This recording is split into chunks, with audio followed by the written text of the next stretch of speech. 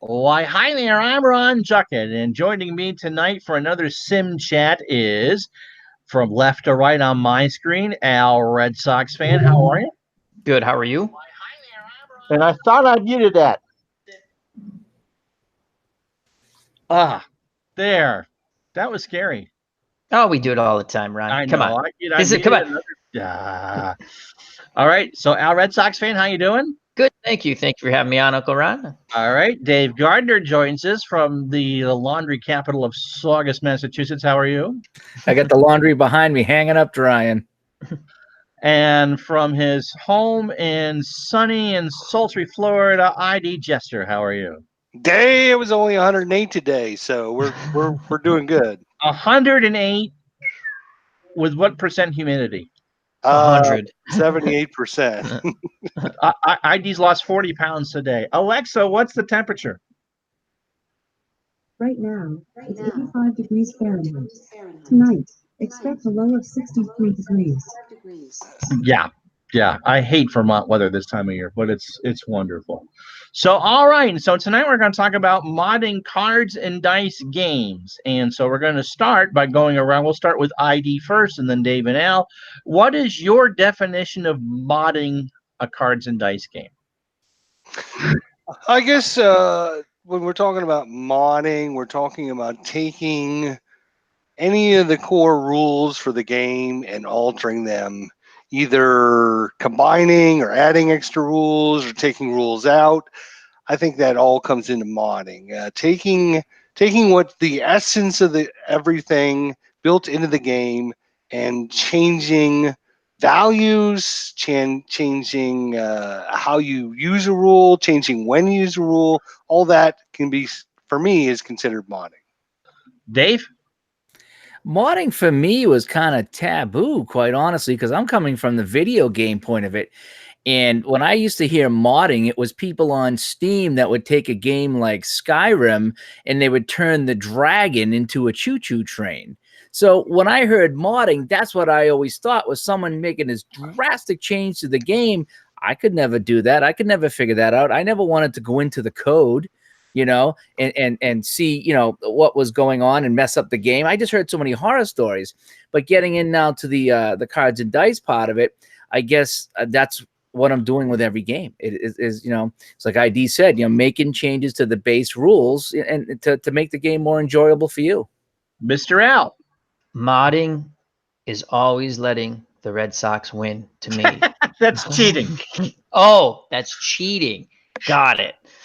No, modding. ID had a very good definition of it, and the other thing, modding to me also is making your visual presentation, along with switching the game to the way you like. You take the base rules, and you adjust it to the way you want the game to play. Because once you buy a game, you want it to play a certain way, or you want to try things, and also with how it looks. For your own visual pleasure, or if you're streaming it, that's modding. If you add a little flair to it, but changing of the rules is modding when we're talking any type of card and dice or fast action cards.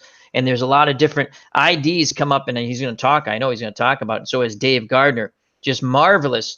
Dave gives again, I consider this modding when you change your presentation of the way it looks, and then IDs come up with more charts. That's been absolutely incredible. So those are all things that I consider modding. And I guess cheating is if the Red Sox always win. Thank you. We haven't been 13 in a long time. The Red Sox can lose 1 or 2 games a year before we start changing rules for that. Or the Cardinals was only cheating if the Patriots won all the time. But how would you know? Because they win all the time. So. And I suppose I guess you could say modding would be deflating the football. Yes, or one last football comment. Or if you're the Indianapolis Colts, basically throwing every game to get the number 1 draft pick that year to get luck. Yep. That's or modding. Pumping crowd noise through the speakers. Yeah. This one fell off the rails rather fast. No, we're gonna be. It was just a little levity. Yeah, and modding in a sense of a game presentation would be adding logos like Dave has done to some of his cards and dice stuff, and player photos from the right year. And again, enhancing the presentation, or even in the Action PC series, fine tuning your options and rules to your flavor. I mean, Al is one that plays with the DH in some eras that don't have a DH. I don't ever play with a replay on, or as played, as opposed to that's I guess what would be for modding, but primarily cards and dice. And I think a gentleman, have you ever played a cards and dice game just as is out of the box and never changed it?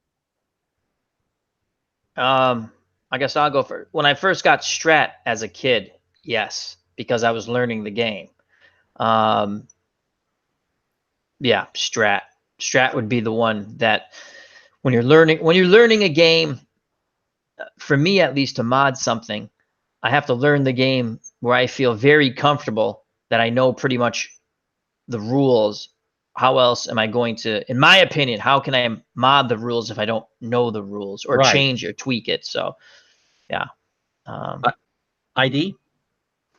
Yeah, there's been a few games that I played recently. Roster card. I mean, you're also talking about when you're talking about modding something, you're also talking about how complex the game is.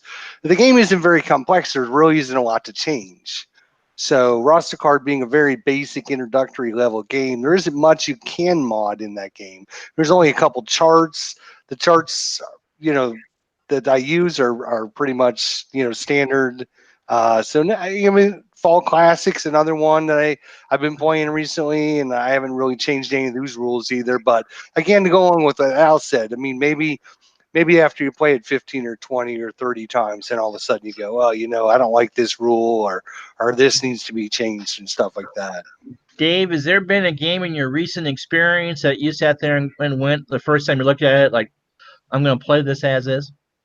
I think I try it that way, but ID brought up a good point about the complexity of the game. I find myself sometimes, if I'm reading the rules and I just don't quite understand it, or if I'm having a hard time with it, what I'll do is I'll make some changes or mods right on the fly just so I can play the game, because sometimes I'm not 100% sure what the game wants me to do at a given point. And so then I'll make up my own rule at that point just to get through it. But in my short time playing cards and dice, no, I got to say that everything I've played, I've always enjoyed it, and then I've always said, geez, I think I'd like to change this. I think it would make it better.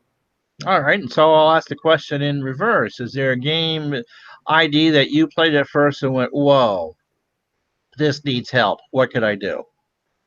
Yeah, there's been a few games actually. Okay.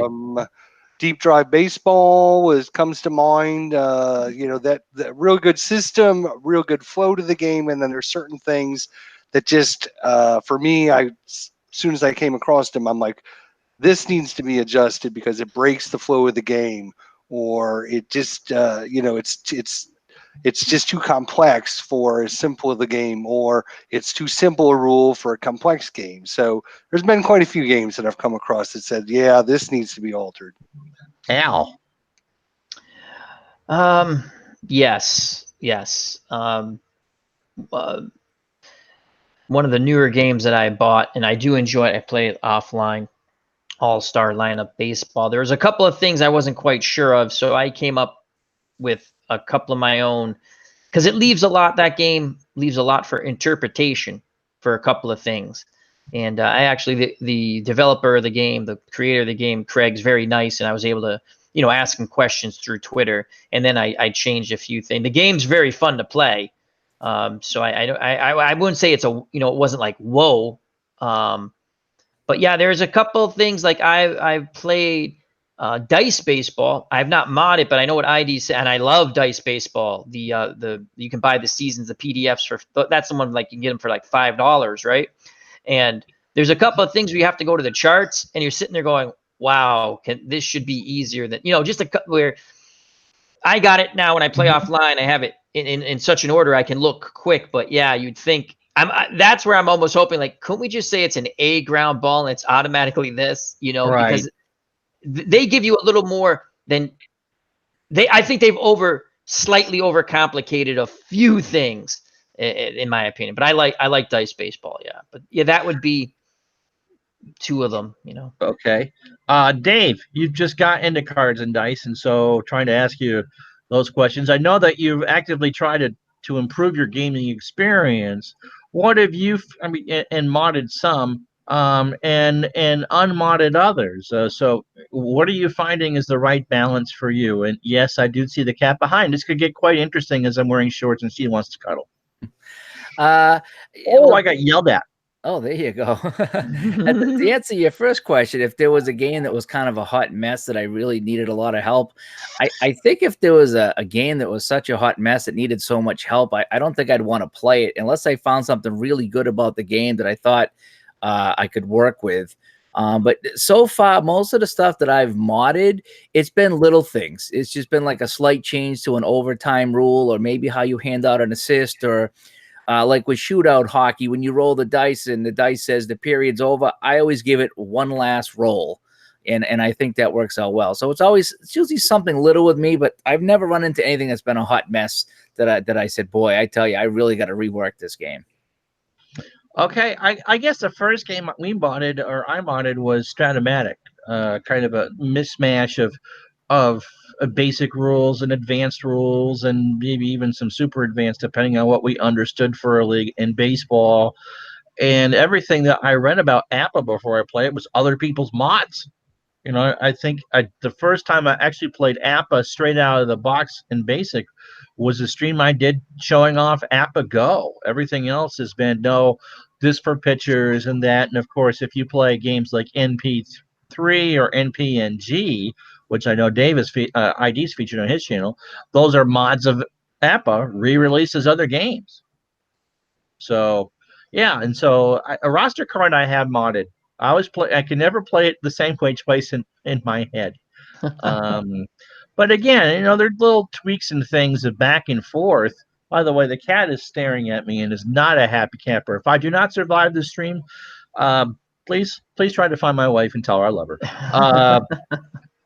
It, just because I'm trying to find the right complexity that I guess works for me, and I guess I'll start this one with Al. I think it's all about just trying to find whatever it is that you enjoy. There is no such thing as the perfect game, and I think that anything that we mod is to try to get what we want to work better for us as individuals. Right, and a game I love tremendously, Glory Days Boxing. When I play it online, I play it pretty much to the T, to the rules that come with the game, which are excellent. I've done a couple offline. I actually did do one online where I like to go with a power check on any punch landed, so that's one little thing that I might, because I like to see a few more possible knockdown results. And you have to play the game you want the way you want it. Again, if you're buying a game and you're making drastic changes to it, you got to keep some semblance of the game, or it's no longer the game. But to tweak things is, if you want to tweak a game, by all means you should. Sometimes you tweak it, like I've done with All-Star Lineup Baseball, and I'm like, oh, you know what? I think the other way originally was better, just because you think maybe it's in your head it's better. And then other times I've done in that game, All-Star Lineup Baseball, a fun game, very colorful and stuff like that. Very little charts, and that's where I almost wish there was for certain things, just to say this is this, and it goes off interpretation, like Craig said. And once he explained his thought process, it actually helped, for me to understand what he was, on how the double play is turned and this and that. So I did that too, Al, with shootout hockey. I played it and I loved it. And after about 10 games, I made all these changes to make it better. And after playing those changes, I walked it back and I said, it's not a better game like this. I'll keep 3 or 4 out of the 10 things that I tweaked, and I'll put the other 7 back. And that's what I've kind of done. And I'm back to enjoying the game almost in its basic form again. Yeah. Because again, when you tweak something, sometimes the more you tweak it, it disrupts what you thought it was going to accomplish. The other times, like you said, but by doing what you did, Dave, and even what I did and what ID's done before, or even Ron, you figure out, well, this works. I like the way this works, but I don't, I like the way the original worked. But, you try it. There's nothing wrong with that. I'm not one of these people who say, oh, my God, you change. I mean, okay, if you make it 5 outs in baseball, hey, if that's what floats your boat, cool. But that would, to me, is like, and I'm making a little joke out of it, but that's a drastic, you've changed the game completely. And then if that's what you want to do, that's fine. But and ID having clearly written rules probably eliminate some of the need to change some things. I know that the three of us at different points have talked about, I don't understand what this says. How do you play it? Yeah, absolutely. And I think to kind of go along with what Al and Dave said, it also, I talk about this quite a bit on my channel and through some of the live streams we talked with one another, is about the adding the rules and adding complexity, or finding that balance. Sometimes I think what Dave happened with Dave is he added these extra rules and added extra complexity, which then dragged down the game, and he didn't enjoy it as much because the flow was interrupted by adding all these extra things. So sometimes it's a balancing act. Do I want to add something to it? If I add something to it, it's going to make it a longer game, a quicker game.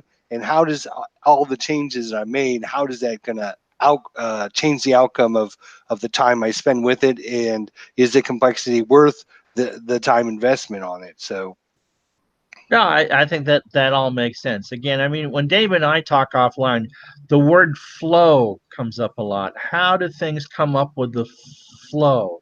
And if you're taking too much time to try to figure out how chart A fits with chart B to get result C, or am I reading this rule right? Is it a turnover? Is it a first down? Is it a home run? Then you're going to fine. This is the way it's going to be. And I think we get out of it frustration.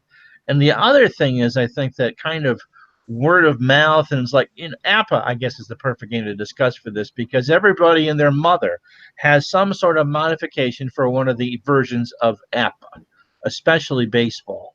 I mean, there are mods have mods for that. And I don't know, Al, if you've ever played APA. I know ID just got it. I've watched ID play it. I've watched other channels play it. ID was kind enough to share with us the APA clone. I can't think of the name of it right now. Well, there's MP3, there's NPNG, right, and there's a couple of clones, and I tried to play it, but when you've never played it before, and you just see the numbers, and I'm used to seeing like what's supposed to happen, even though the numbers lead to the chart, and I was starting to learn the game with the clone. Yeah, I can't speak to it. It looks like a fun. I like watching ID play it. I like watching other people play it. You know what? And it's no knock against anyone's game. Like Dave from Baseball Demo says, we all say play the games the way the ones you exactly. like. It's just I'm not.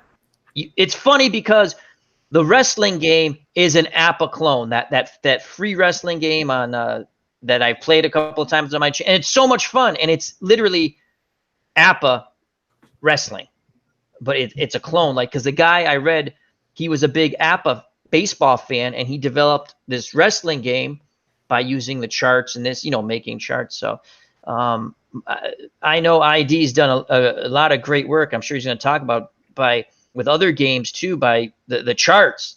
One of the great things he did, and I don't play super advanced in Strat. I play advanced, hybrid of advanced and basic, depending on the cards I have. But he took that super advanced chart and he basically put it where you could flip the sheets. If you watch him play it, right, he has that one sheet and you're showing that. That's really cool. There, yeah. I mean, it's but yeah, APA, I can't really speak of it. I mean, I enjoy watching other people play it because they're enjoying it, so I enjoy it because of the call they make. So right, but that is the one that people probably have the most. And I can see why, because you have your chart, and the closest thing that I can say that I've played to APA in a way is Fran Tarkenton football. but it gives you yard results. But with a chart, it becomes very easy when you want to make another team that you just come up with the ratings. And I use Pro Football Reference, and I was able to reverse engineer how did they come up with these ratings with the one season I had, and I've adjusted, with other seasons that I have put on my channel. Well, walk us through that, Al. I mean, that game was designed what, late 60s? Was that 19? It's Fran Tarkenton football. It's what they call an offensive play call game. Mm-hmm. Again, there's defensive play cards, meaning like if you and I were playing, you would make your defensive play call and you'd put it down, and then I'd call my offense. But the way late 60s, so I'm going to say it came out in 1969 because pre-merger. Yes, it's still AFL, NFL, and you can see the bias in the ratings that it's an NFL guy doing this because the Jets ratings, and they beat the Colts. That's the year they beat the Colts, 68. 68 season, yeah. Right, and it's a 69. It's 68 season, but the Super Bowl's in 69. What I did was I basically went back into, the first time I modded it was when I was a kid because I wanted a new season with the New England Patriots. Do you remember, did you guys ever used to buy the football magazines? Oh, yeah. I bought like every football, which I used to buy like 2 or 3. I bought every football magazine I could get my hands on, right? Love the gambling ones. Yeah, I did like those too. And then what I did was I that's the first time I actually really modded a game because I literally played the whole 1983 New England Patriots season, basically using stats obviously from the prior year, but with the rosters of the, and I just went through and I said, well, this guy rushed for X amount of yards, which was above the average of the NFL. I just kind of mimicked what they did. And that's the first time I reverse engineered that game. Still have like the stats, how accurate or? Oh, I found some of it. I don't know how accurate it was, but again, I'm a Patriots fan. And actually I lost a lot of close games. So, but yes, that's all right. ID, you actually went through and redid all the charts for Payoff Pitch, which is one of the better new games on the market for baseball. Walk us through why you decided to do that. Did you actually have some conversations with the designer and? Yeah, I had some conversations with the designer after I purchased a few of the seasons. I'd emailed him the introductory charts that I sent to everyone out. And basically, I just kind of said to him, "Hey, I like the way things are, but I like it with a little more complexity. There's a lot of player stats on the cards that aren't being used a lot, and I've come up with a way to kind of take those stats and add them back in." And we talked about adding things to the game and using the charts, and basically we went through like 22 different charts just because the original way I decided to design it was like advanced calculus to try and get a result, and it just slowed the game down to a crawl. And after getting feedback from players and playing it by myself, I realized this is not what I wanted to add to the game. So it was again, a decision on whether or not I wanted to, more complexity slows the game down.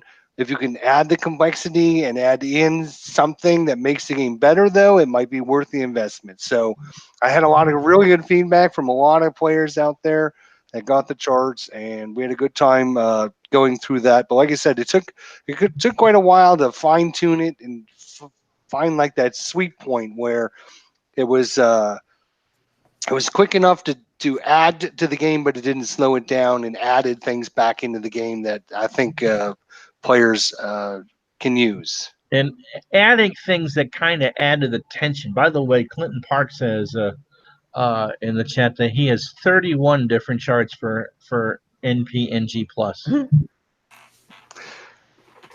I believe it. Yeah, that would. What is that for? Ben and Jerry's baseball? Yes. The Baskin Robbins, 31 flavors. You and Baseball Demos came up with that at the same time. Yeah, I did. That's pretty funny. Buy yourself a That's code. pretty funny. Okay, so to make the flow better, and one of the things that when Dave and I were talking about the mods he was trying to make for the games he bought was adding to the flow. create adding tension, but without going over the top, such as pressure rolls or things. So explain, Dave, your process on doing that and what you found. When you talk about creating tension, I thought you said when the wife says, "Do I look fat in this dress?" You know, then Boom. I can't recreate that in a cards and Why dice are you game. wearing a dress, Dave? Maybe I am.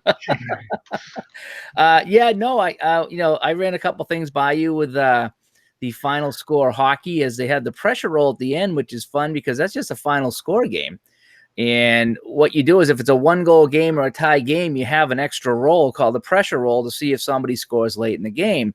But in overtime, it just goes to a single roll. It says home team rolls first. If they score, then they score. And I said, that's very anticlimactic, because in the pressure roll, if a team scores, the other team has a chance to make the save, so to speak, and basically cancel out that pressure goal at the end. And so that's what I did in overtime. And I did that today, and it was fantastic in the games I played. I had a couple of overtimes games. Team would roll the dice, and the chart showed they had a chance to score. I roll the dice, goalie makes a save, we play on. And it happened 2 or 3 times before finally somebody scored and the goalie did not make the save. And I thought it made for a better game, and it made for a better broadcast. Yeah, and I think that's what the goal of anything is to make it better for yourself, whether it's organizing charts or cleaning up on some directions that needed some reading or whatever. I mean, it comes down to whatever it is that makes it a better experience for you. And if it's cards and dice, it's about, how do I get my imagination to work the way I want it to? Here's my instrument, whether it's Strat or APA or roster card or a basic quick play game. How do I make this work for me? Now, I've had conversations on the side with all of you over the last 9 months about each of us wanting to create a game. How much does that, we'll start with ID, play into the design changes that you've made or mods that you've made into some of the games? Extensively, it does. I think one of the things I was going to mention was, the more games you play, the more different variations you see, and it gives you the opportunity to take something from one game and add it to another game. Kind of the payoff pitch rules or charts that I created were kind of based upon Stratomatic and the way they do the advancement of the players and the outfield running, the run rating, and then you take the fielder's arm and then you get a result. Well, that's kind of what I did. It kind of molded that a little bit to the payoff pitch, but it was based upon the Stratomatic. So the more games you play, the more different systems you play, the more things you can see. They all play differently. They all do different things, but sometimes it's better to say, oh, this might be better from this game and add it to this, the way that this game is doing it. So playing more and more games, playing more variety of games, I think only adds to your repertoire and makes you that much better and easier to mod things if you don't like something in a certain game. I believe we just got the doctor's excuse for having MGD, but I need to play this game to see how it works, Mom or honey. Really? Al, you've worked on some stuff. We talked a little bit about the Tarkington football. Yeah. Is that same for you? Yeah, that's the Tarkington football. What was cool about that, when I was a kid, like I said, when I figured out how to reverse engineer it, and then as I got older and I've done it, because I've played different seasons, different Super Bowl teams, I've changed. I've added a few more ratings. I feel that have helped the game with individual player ratings as opposed to team player ratings, how many times they can carry a ball. And that's from playing different football games and stuff. When you guys talk about flow, I actually even adjusted how the clocks, the flow, that, because it's X amount of ticks, like you mark, I call them ticks. You make your marks. I sped up the game every play by 1 extra mark. The only thing with that ID, Dave and Ron, is when you come to the end of the game, I play a game and go, God, that was a great game. Like whether it's online or most of the games are offline, I sit there and I look at the stats, right? I'm like, well, I kind of cut it down, because the stats are like, wow, that quarterback had a great game. And he only threw for like 170. Now, it depends the time period too, but, he should have been a little more because I'm cutting down. So now when I play offline, I play with the regular amount of marks. You get a more true. That's a fine line with flow. You're trying to find the flow, and that's the most difficult thing. It's also helped me to try to at least create. I have to say, the first person to inspire me was ID, and then I met Anthony from Bleacher Bums Gaming about making a game, because in my head as a kid, I was always trying to make baseball games, right? Before I bought Strat. I came up with I think we probably all done that. You had some dice, you had some baseball cards. I used to look at the back and figure out little, numbers, but I really have been working on and off on a football game. Now I can mod any season for Tarkenton. If someone wanted the playoff teams, I can get that done fairly quickly, right? But I wanted something for me with a football game, card and dice. The ones I've played, even when I was a kid, I played Tarkenton, I played Strat, and I did play a little Appa way back when one of my friends had that. And I wanted to get something. If you had to have a chart, fine, but I don't want to go to a chart too much. Like this is that, and that's a hard thing to do. So you're always trying to. The few times I think I like, oh wow, I can actually think I can play a full game with what I've created, and then an ID probably has gone through. Maybe not like with this hockey game. You sit there and you go, oh, I kind of yada this, and I really can't yada that. Like penalties. I'm sitting there going, there's not enough. I got to have some penalties in here at some point, and that's.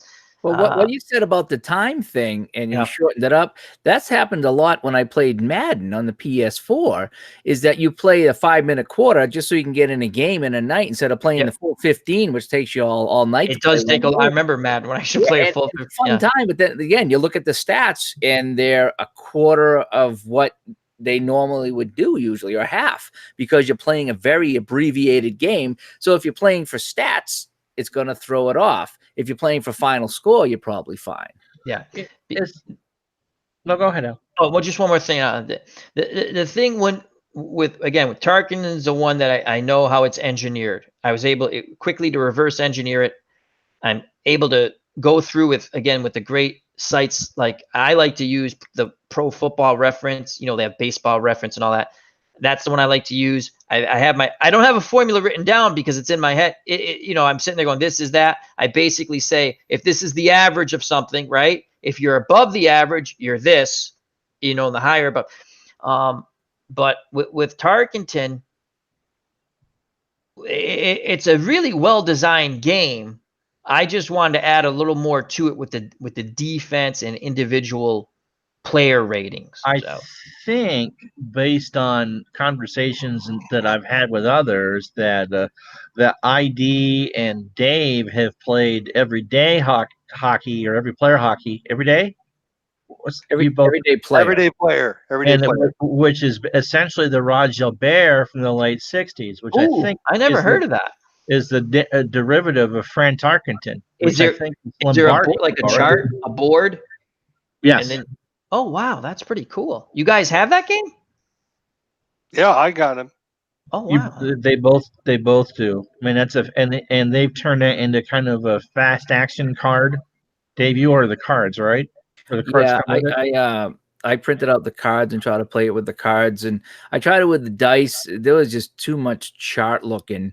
And, I watched ID play the game there, and he was saying the same thing, that it's like, it takes, so many rolls just to go from your own face-off circle to center ice could be 3 or 4 rolls. And you're just like, man, come on. But when you flip the cards, it's like, right D to left wing to center to right wing. So if you flip the cards, that game flowed a lot better. I've only played a period, so I'm still getting up to speed, but I'm pretty sure that once I get in the groove, I could flip those cards and I could get that play to go around the ice and play pretty much like a game. I hope that's what's going to happen.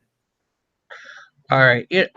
Before I lose my thought again, say hi to Larry Harris, Bobby Catalano, Clinton Parks, Todd B, App and Chatter, and Super Mario Luigi, who I'm sure is long gone, but I'll say hi anyway because this is like, what? There's no action here. You're right. No, it's middle-aged men talking time.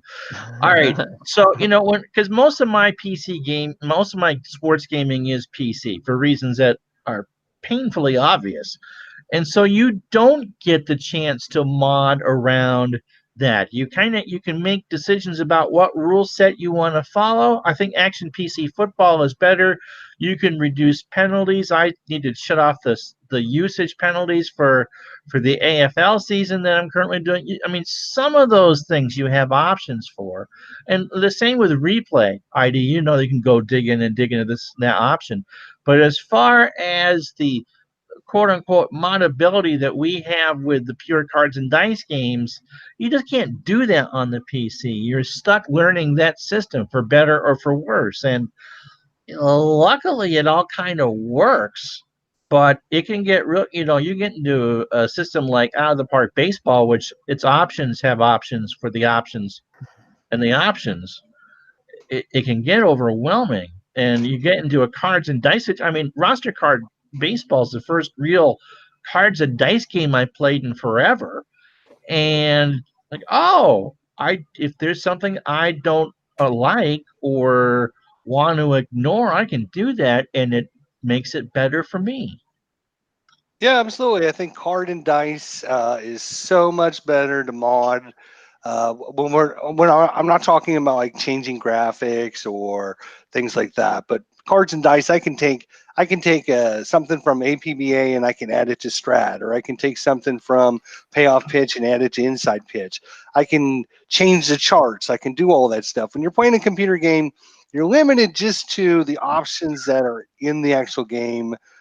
Whether or not, you're going to use the kickoff from the 30-yard line or the 35-yard line or whatever, they're not going to have something in there that's going to change drastically how things are done in the normal game. Right. So modding for us, and this, of course, you're a programmer or coder, and you can get in there and mess around with it. And that's where, people make the mods for Skyrim and stuff. Yeah, ID, we're not going into the paradox system of modding everything. You know exactly what I'm talking about. Hearts of Iron and all that. Let's write code. No. Yeah, exactly. No, that's not going to happen. Yeah, so no, you make the good point, and also I'll ask this to you, Dave. You've come from console gaming to PC gaming, and now to cards and dice gaming. What has caught you more by surprise as you kind of sample from everything about the cards and dice? Honestly, I didn't realize how fun it could be, how tense it could be. Waiting for that dice to come out of the chute or waiting for that card to flip. How you really get into the games. And for me, it's mostly about the nostalgia. Just the idea that I'm seeing names that I grew up with. In fact, when I watch all you guys here play your games, it takes me back to a time when I was a happy-go-lucky kid. Whether it's the baseball or the football or the hockey, it's just seeing these names come up. I mean, I'm running the 79-80 playoffs right now with final score hockey, and I decided to do the stats. And I stole from another game. Like Clint was saying, we steal from other games. I stole the scoring from ultra quick hockey and put it into final score so I could get some stats. And that's what I was doing for the show. And it was so fun seeing John Rattel got 4 goals against Pittsburgh in game 1 of the series. I mean, stupid stuff like that was really fun. And I was getting a kick out of it, just jotting down Rattel's name a few times, So for me, and then we had a couple of overtime games and a whole bit, but it's just been really fun. And I wasn't getting that on the consoles. As beautiful as it looks, as beautiful as NHL 18-19 look and Madden and all these games, they're unbelievable.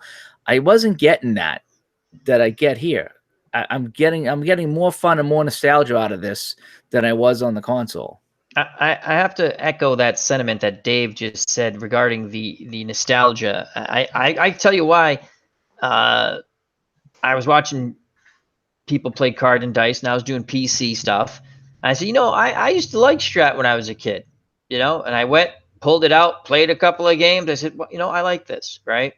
And the thing with the card and dice is, and ID's mentioned this, and I think Ron, you've also mentioned it, and then Dave Gardner mentioned it on one of his when he was talking about why he went or why he enjoyed, and he just said it again. Why you have to figure you kind of learn the engine.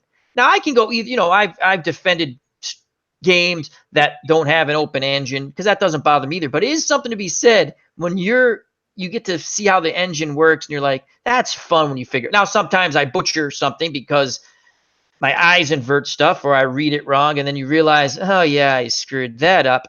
But it's about having fun, and you can make any scenario.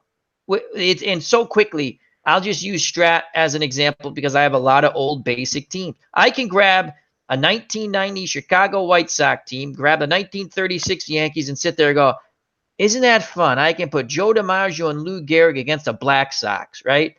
Basically, everybody's All-Americans versus a team that threw the worlds. And to me, that's fun, right? And it's just there's something.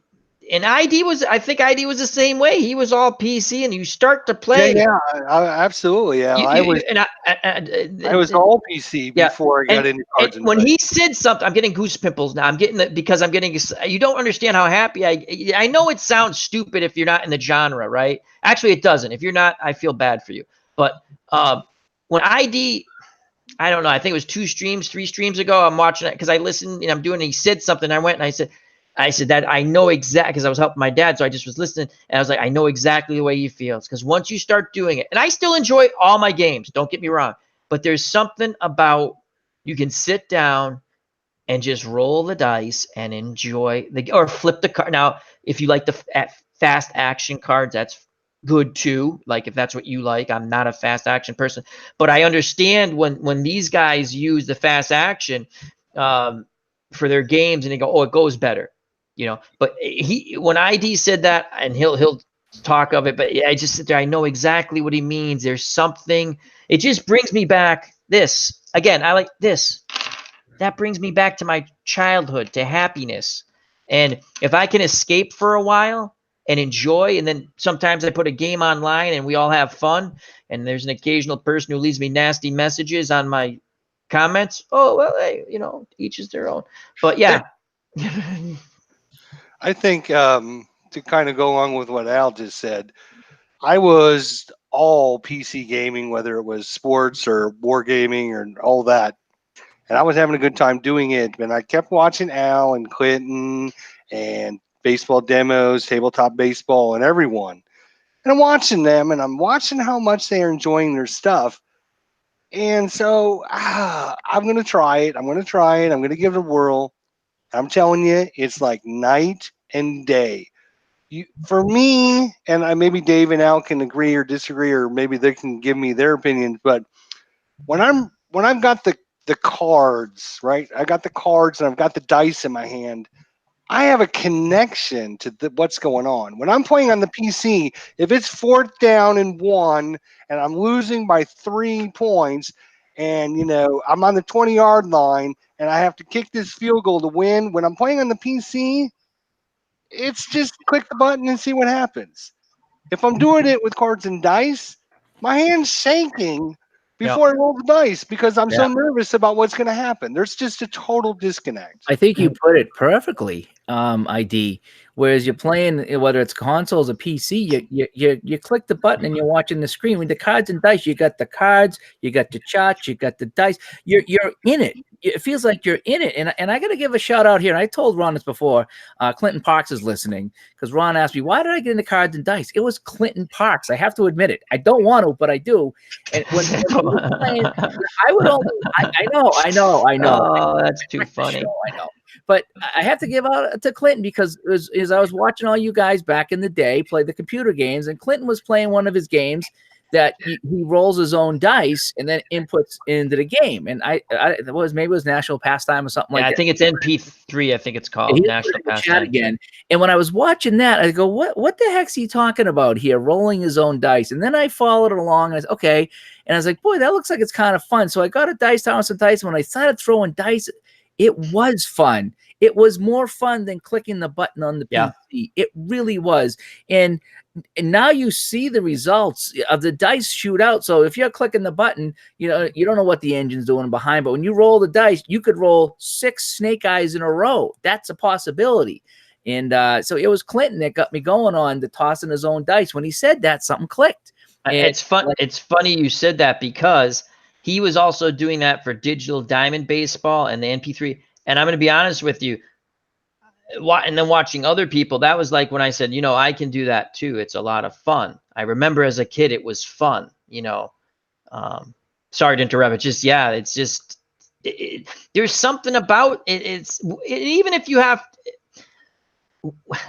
it's just fun. Like I'll play. I will say though, it is really difficult to stream that compared to the computer games, because I watch everybody here and in the whole bit, but when you're watching it, it is so different than when you're playing it. And then when you're playing it and you try to stream it to try to keep it entertaining, it is really difficult, I think. What do you guys think? Yeah, it would almost be impossible for me to stream Cards and Dice, just because I had to go through multiple screens and whatever just to be able to play there, or tabbing back and forth. It just would be difficult to do.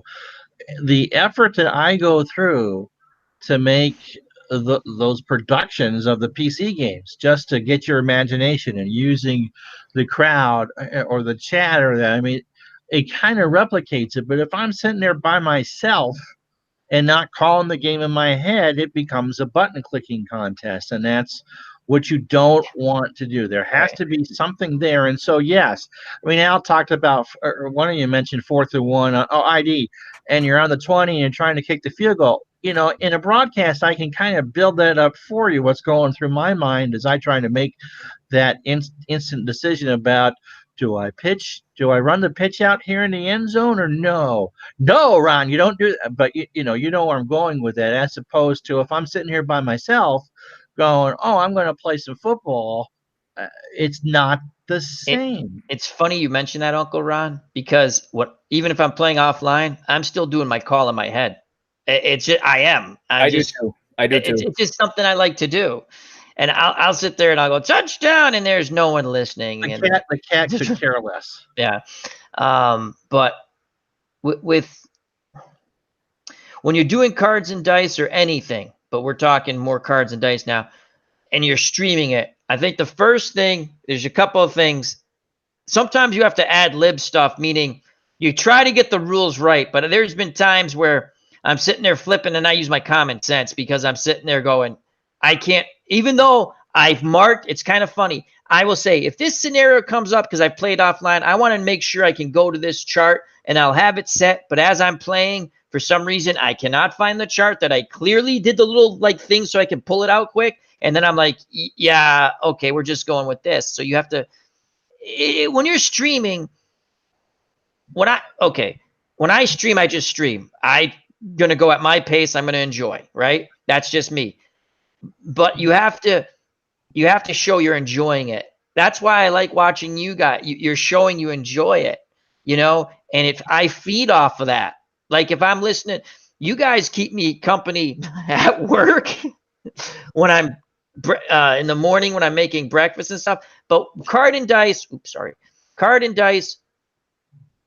I think, do I like when I do it, I have some people like Tribes fans stop. When he rolls the dice, he won't say the numbers now. But I'm so used to saying the numbers. I'm like, that's cool. Maybe I'll try that. I can't get myself, because I say and I think the other reason for me why I say the numbers, because I have a bad every once in a while I invert things, right? So you'll hear me on my streams and I'll say them 2-3 times, because I'm sitting there going, get it right. Make sure you're looking right. That's like my own mechanic to try to get it right. But yeah, Card and Dice, I think you just have to be you have to entertain yourself, use your imagination, right. And then I've always said it, I feed off the streamer. So when ID's doing something and he's sticking it to the Red Sox, I'm enjoying it because he's enjoying it.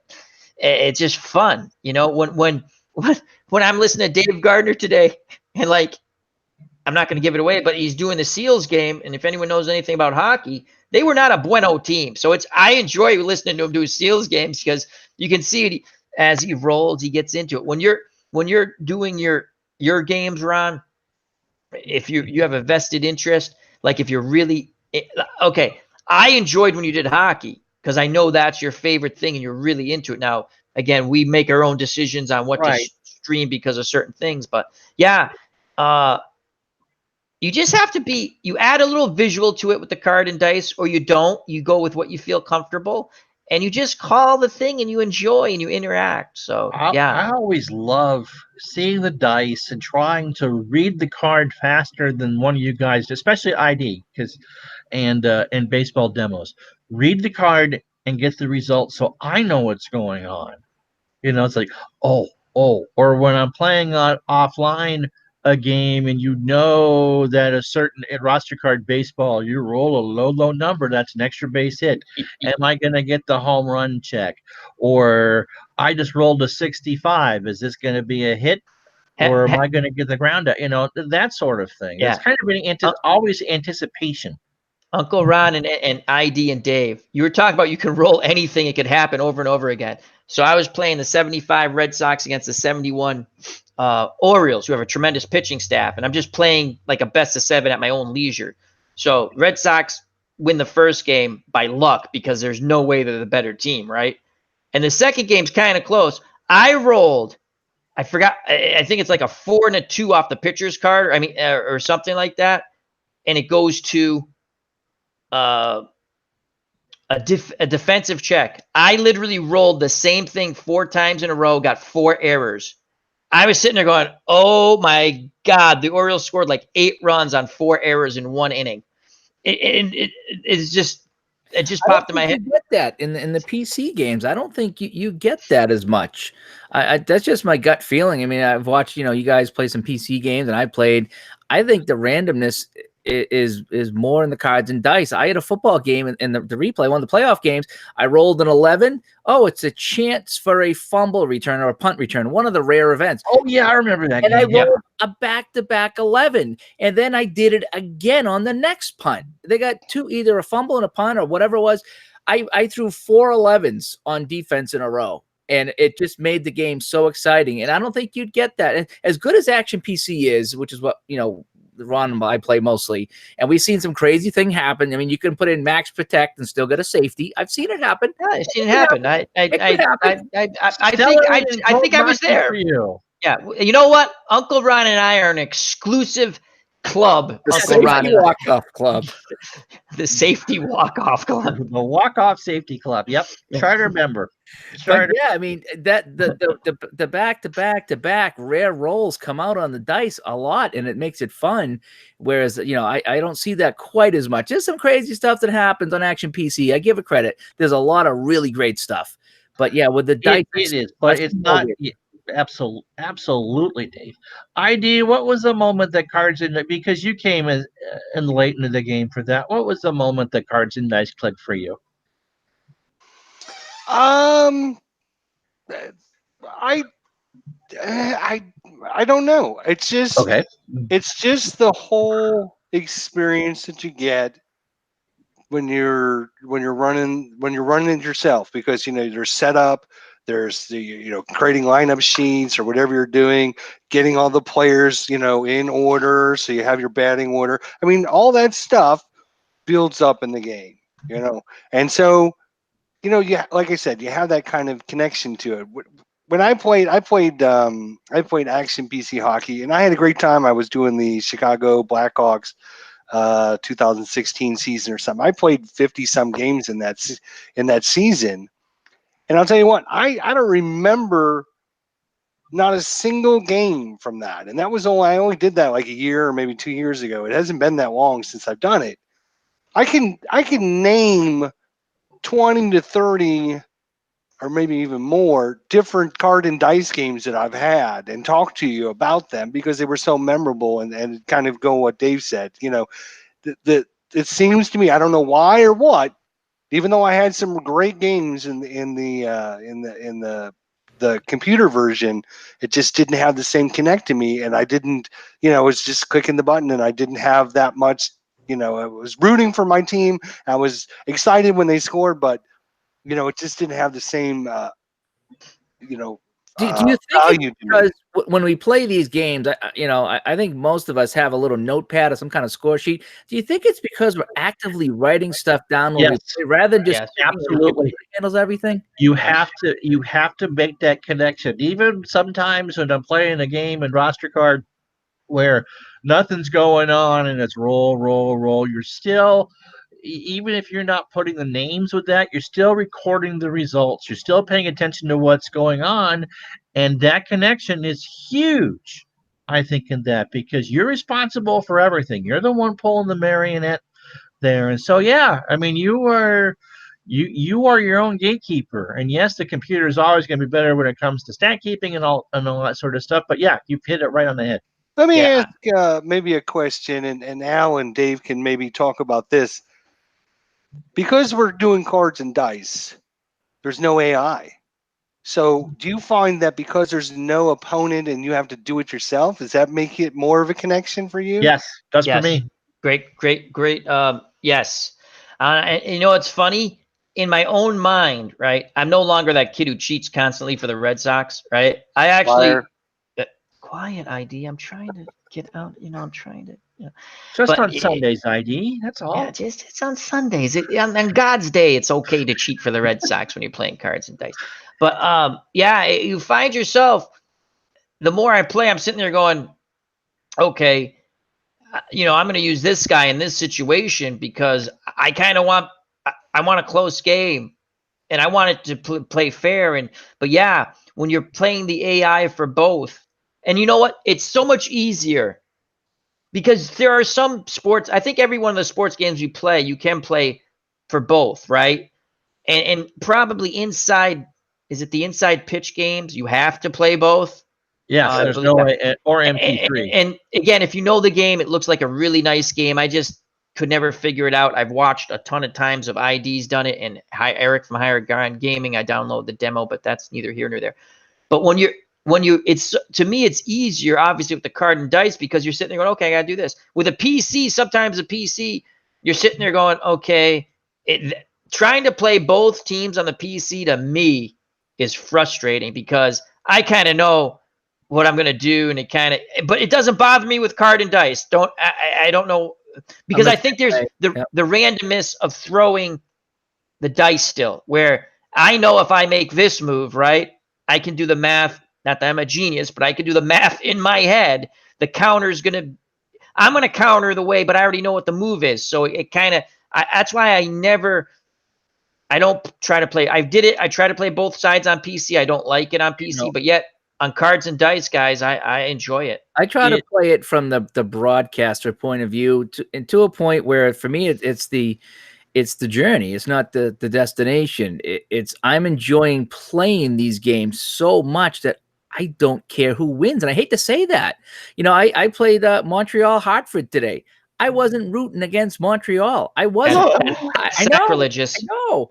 But I was playing the game and broadcasting just by myself, and I was having fun with the game. The game was so enjoyable. I was involved. I had my notes, and I was rolling my dice, and I got my cards, and I'm trying to, and I was enjoying the ride. And then when the game ended, okay, fine, we go on to the next game. And I wasn't finding myself, as I do when I play Madden or NHL or even some of the action PCs, I wasn't getting upset if the team that I liked lost to the team I didn't like won. I really took a step back and was just looking down, enjoying the whole thing, if that makes sense. Kind of nailed, and I just realized this just within the last 5 minutes. Let me say hi to Combat Painter, and I think that's the latest one to join us in the chat.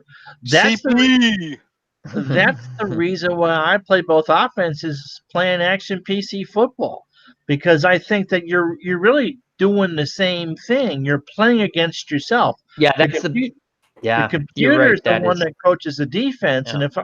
and so it doesn't give me an unfair advantage. I know that ID and baseball demos think that the game is rigged, and ID, you'd love the football game that Dave and I played a couple days ago together. But just because it gives you that experience of, okay, I know my opponent isn't necessarily the Chicago Bears. It may be on the series, but in the next series, my opponent is the Dallas Cowboys, and it just kind of goes back and forth, and I think it leads to one of the reasons why I think the football broadcasts do really well is that I can think for both offenses and do what the computer does. You can't do that in baseball. No, you can't. You You really can't.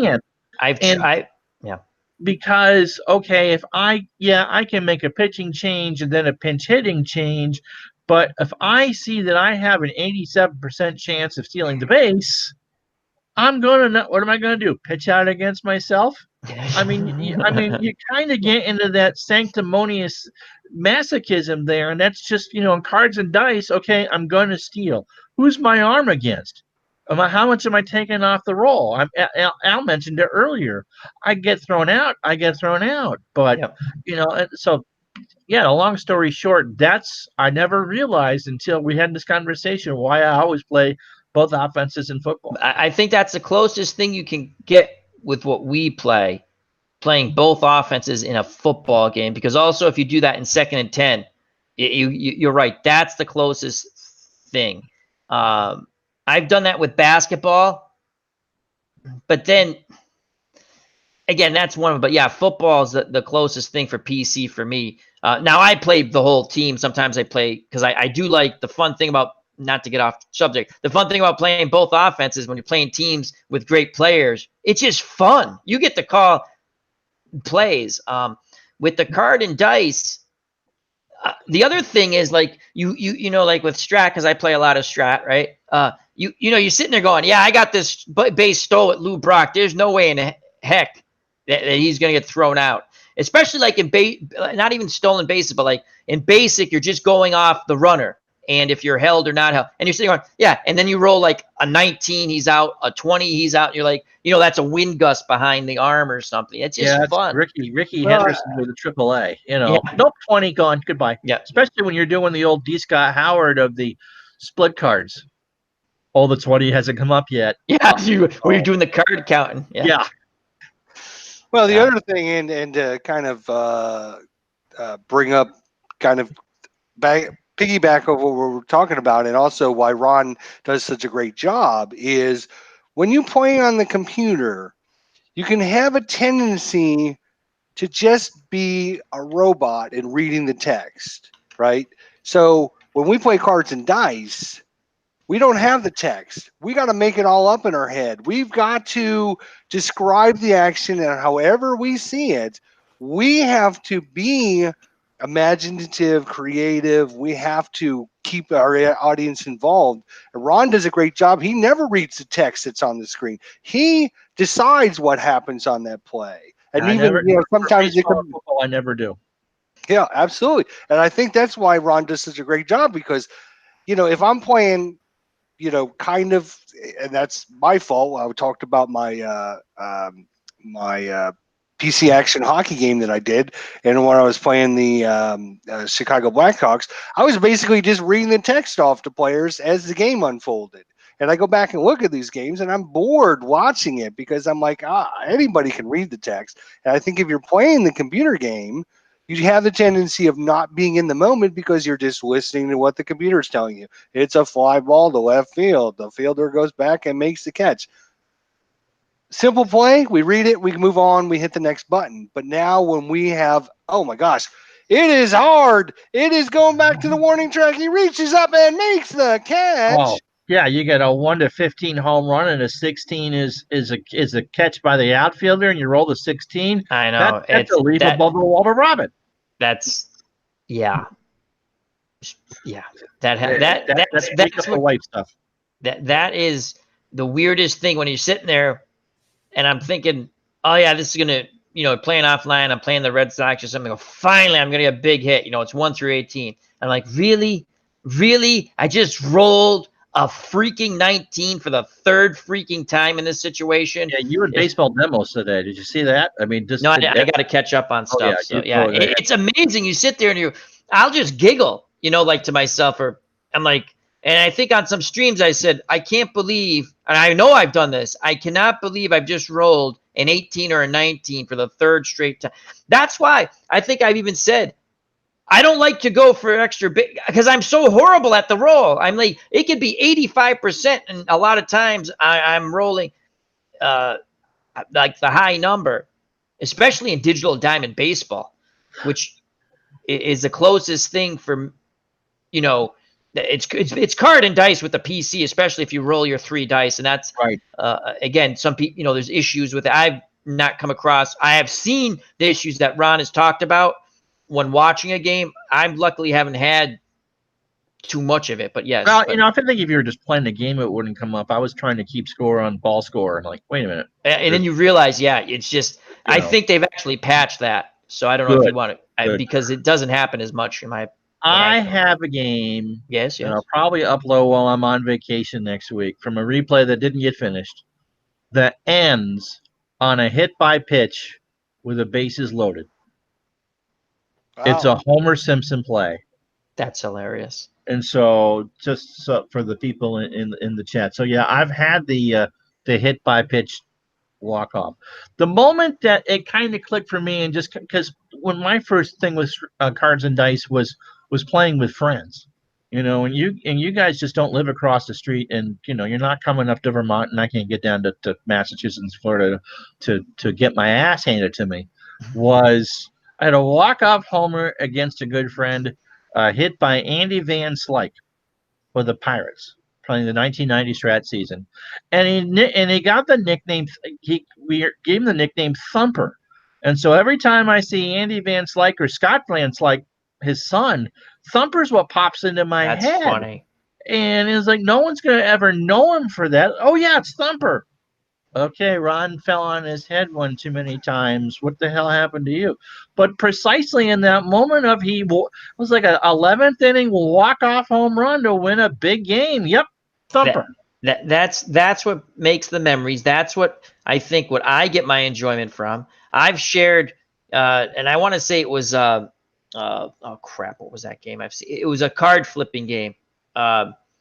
What's the baseball? Oh God. Anyway, but Status Pro.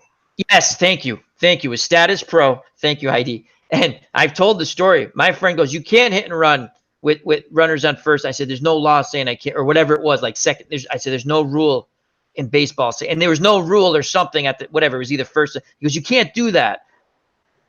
I did it, and I won, and that's the things you remember. Whether you're it's just. I never thought I would play cards and dice again. Okay, I've watched people play. I'm like, yeah, that's nice. It's nice, but I play the PC stuff. I like and I still like my PC stuff. I'm not saying I don't, but when you set up your thing and you just sit there, whether you're streaming or not streaming, and there are times I play a game like, God, I wish I just streamed it just so I could listen to my call, because I had so much fun and I didn't. I like sharing with people, and it just. Yeah.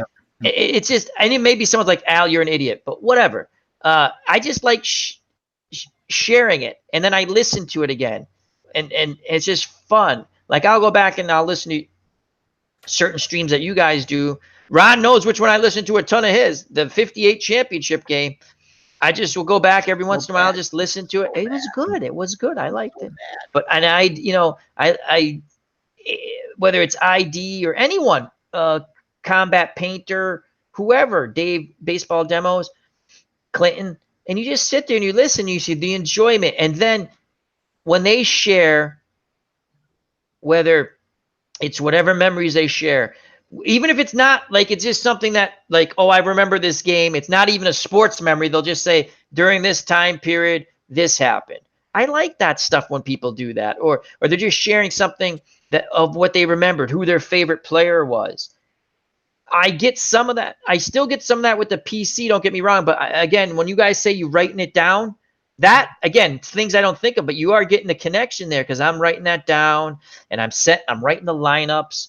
And it's just, again, I never thought I'd go back to card and dice, but I'm happy I've done it. And I've railed against a certain company, but yet they have more of my money than I thought they would ever get ever again. Let me ask you guys this question here.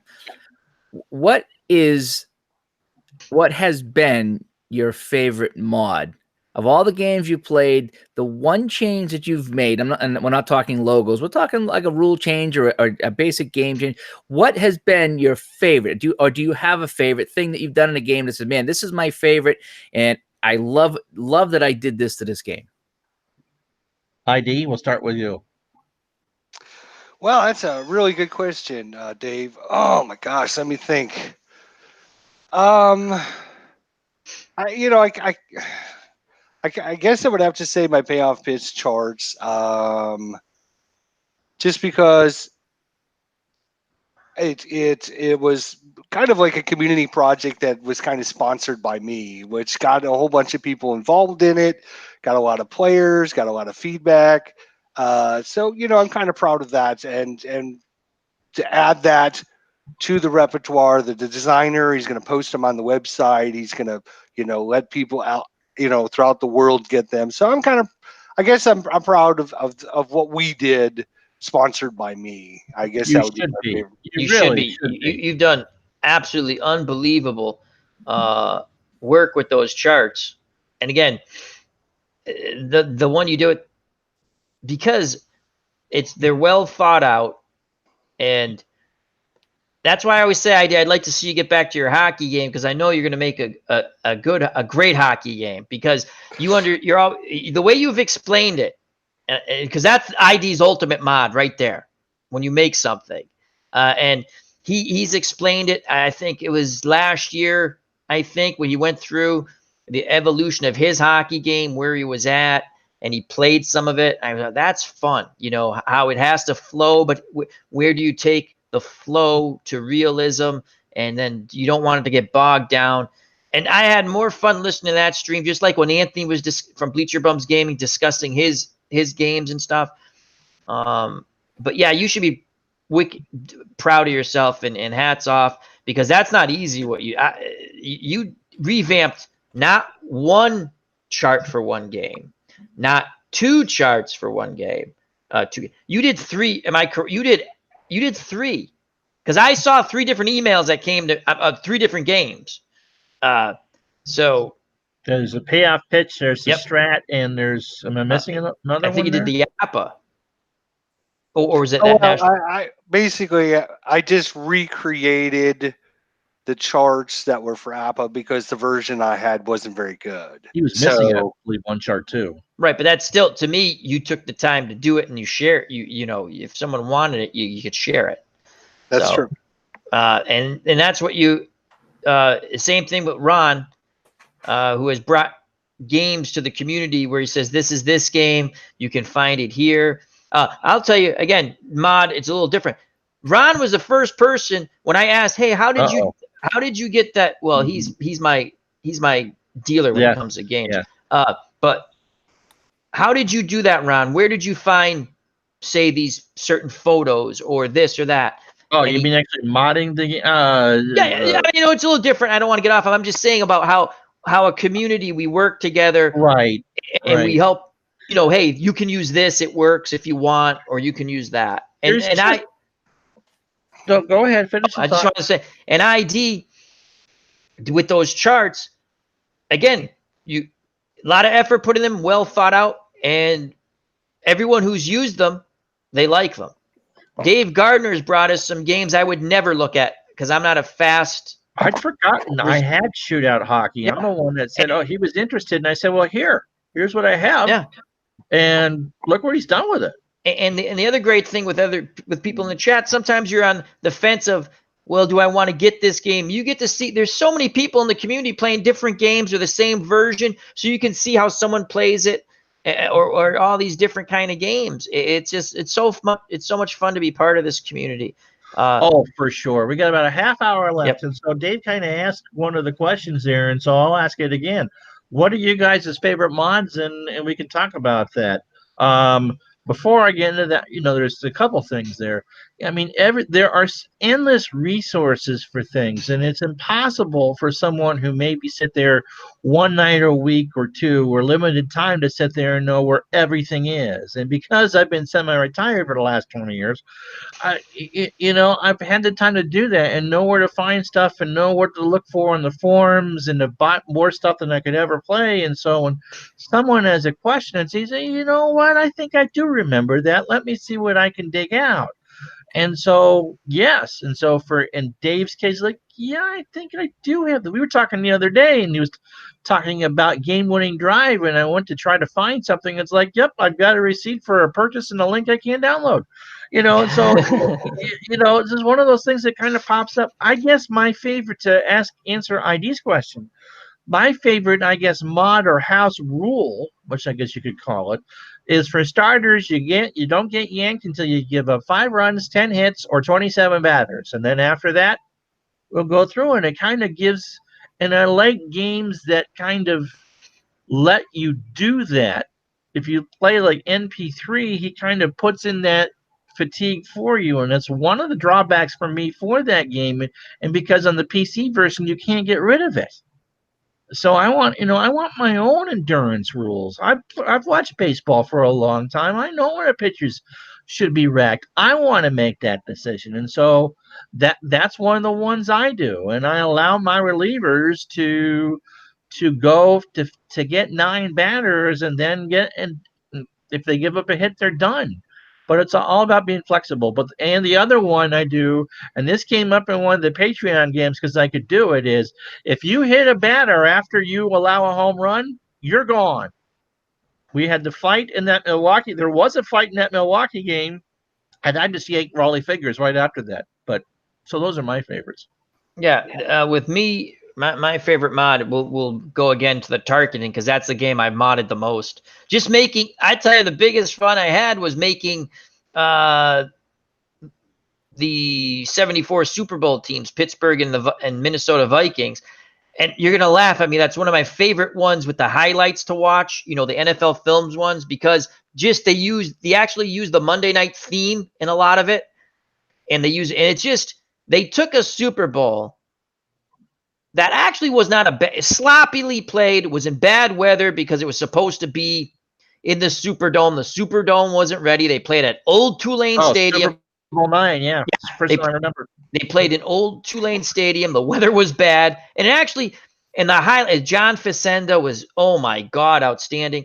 And I said, my God, I want to create this again. Now, I've played that game because the only game I've ever played more since I've discovered the PC football stuff, and I won't do it cards and dice because I can't cry enough, is a 63 Patriots championship game going, there's got to be some way I can win this game.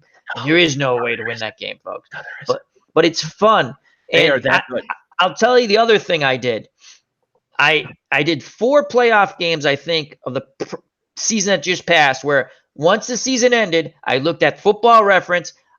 I made an educated guess of who was going to play in the game, like who was injured, so I didn't rate those guys and stuff, and the probables I did rate.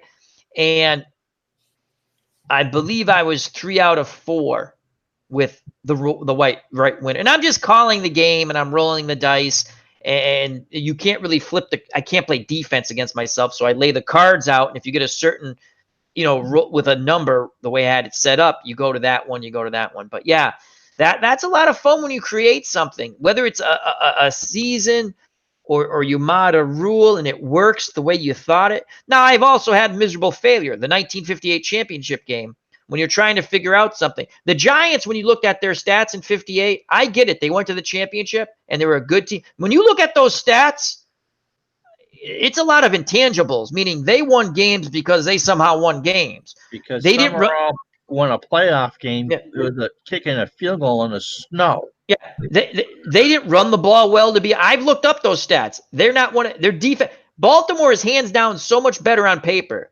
So when you're trying to recreate that, and I only played a half of it because Baltimore started kicking the crap out of them, right? And I realized, how do you get an intangible into the game? You know what I mean? Because that was real. It's tough because they did that whole thing with the 82 Brewers and the 18 Brewers. Yep.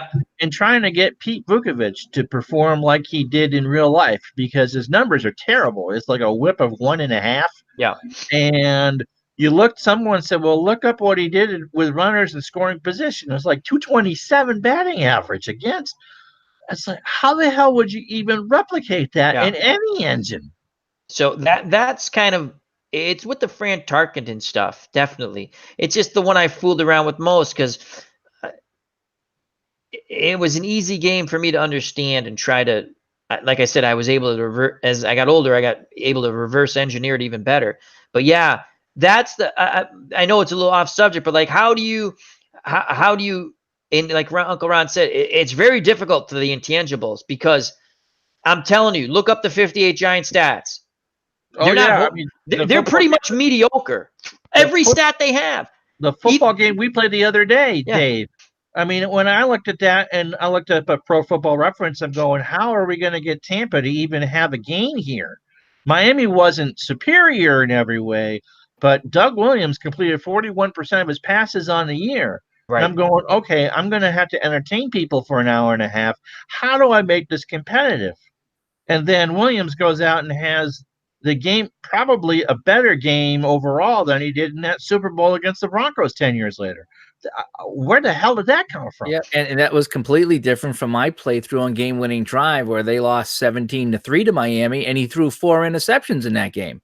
And that's going with really strict numbers on how they performed offense. Now, granted, it's one drive, but it is calculated by statistics the way they do it, and it makes sense when you explained it, Uncle Dave. When you explained it, I'm like, yeah, that makes perfectly good sense. They went to the NFC Championship game, but it was, again, a lot of they ran the ball. The defense was really good in '79, and that's the hardest thing when it comes to a team mod, and that's what I'm more familiar with, modding a team and a few rules. So, but yeah, I was just, it's so tough. The intangible, you can't.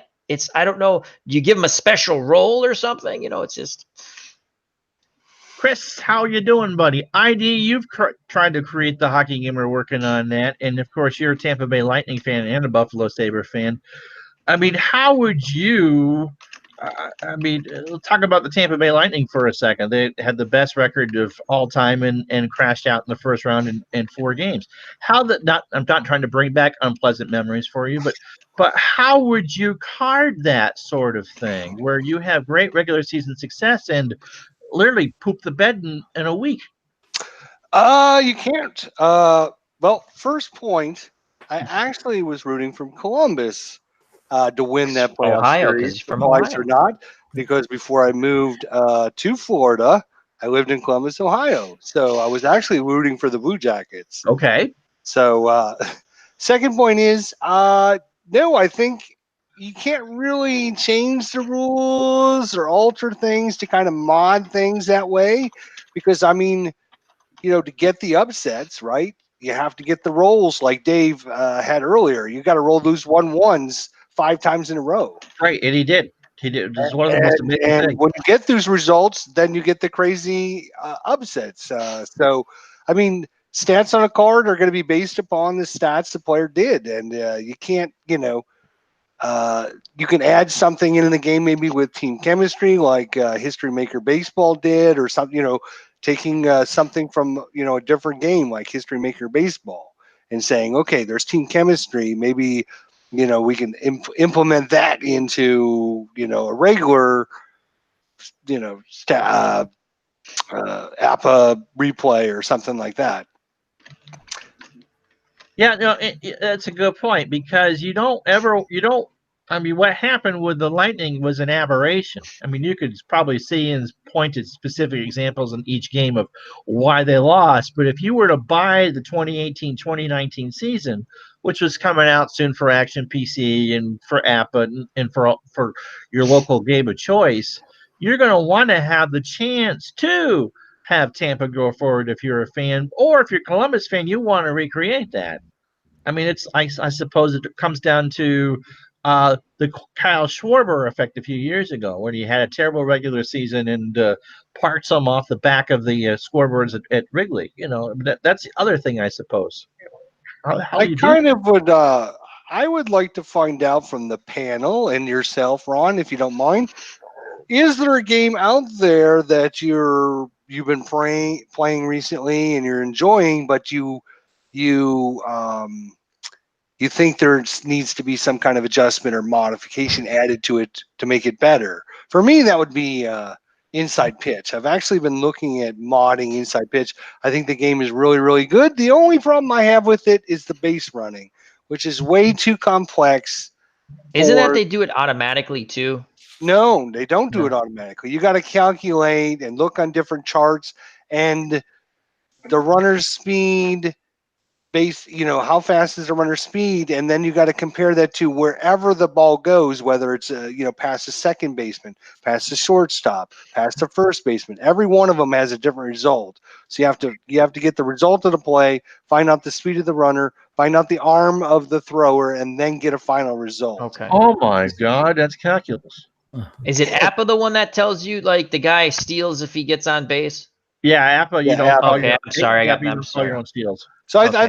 think if I was going to mod something, or I think there's a game out there that needs a mod to make it better, I would work on inside pitch. What about you guys? Do you have any? Have you guys been playing anything that you come across that you Let me, think? let me just Oh. 1 second here, Ron. You asked about Tampa Bay, winning first place and then Oh, that's right. You've got the shootout stuff for yeah. that. So just an example here in shootout hockey. Now I got St. Louis right here. Okay, St. Louis is rated about the same as Montreal and Ottawa, who didn't As far as their make the offensive playoffs. indexes are concerned. Yeah, well, offense and defense, and a little bit better goalie, but for the most part, I mean, so I don't know how you would make a game with a team that won the Stanley Cup, and their ratings are as good as the people that didn't make the Stanley Cup. So if they're making Tampa Bay, they were the best team, but they went out in the first round. So I don't know. I mean, how would you rate that? I don't know. I think when we look back on the seasons, unless we were looking at our favorite team, I mean, Montreal played really well down the stretch, and they missed the playoffs on the last weekend, but they struggled early on, and so as they should have. Chris just says, would you do the 76 Steelers? They started 1-4, and then they went 9-0. I mean, that's one of the things when you're looking at when you replay a season, you're looking at the complete package at the end of it, as opposed to that.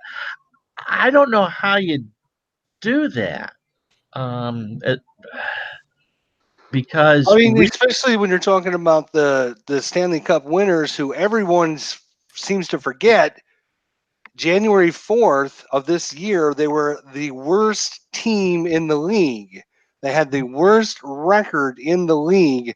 They got rid of their coach, and then they started to make a comeback. So everybody forgets. I mean, how are you going to mod a Stanley Cup champion when they were the worst team in the league halfway through the season? exactly. I'm looking at the Tampa Bay card here, okay, and I'm looking at the letters that they give, and they are far superior. I'd be willing to bet that if I took Tampa and St. Louis and played a 7-game series, which might be a nice little project to do, I think it'd be a sweep. I mean, St. Louis would be really hard pressed to win a game with the numbers I'm seeing on these cards. In baseball, you at least had the option of doing as played. So you could take the mishmash of lineups that Billy Martin threw together in the early part of 78 and what Bob Lemon did on that great run in the second half of 78 and go, yeah, okay. Once you settle on where you're going to put Thurman and Reggie in the lineup and who you're going to use on your bullpen, you can get on a serious roll. That would be almost impossible unless you knew the exact lineups, because then if you can go through and say, but that takes research. And how much research do you want to go through to make your replays to do whatever? That comes down to it. Some of the things that have come up in the chat, house rules. We talked a little bit about starting pitching. Calling out relievers to yourself to warm them up. So I don't do that. I either do, if I'm doing the roster card, I'll actually have the box score up and say, oh, here are my choices. Oh, you pitched a complete game and you're done in the third inning. Shit, I gotta improvise the rest of the way. The other one, just talking about pitchers, what I came across by playing dice baseball, and again, I really do enjoy that game, where it has the control factor for the pitcher and stuff. But I don't think they really captured the one thing with dice baseball with those teams from the 60s. Jose Santiago started game 1 in the World Series, and he pitched, I believe, 8 innings, if not a complete game. And they just didn't replicate that because they didn't give him the ability to pitch. I mean, he was good for 14 batters, and you're sitting there going, and he did start again. So there's I think some of the older teams, sometimes with some of these games, because you're talking about relief pitching, you kind of got to know the era. Like Wilbur Wood, you give him the ball, he'll pitch 5 games in a row. It's Wilbur Wood, you know. Right, and that's one of the things that I did not like. I like the MP3 system a lot. Yeah.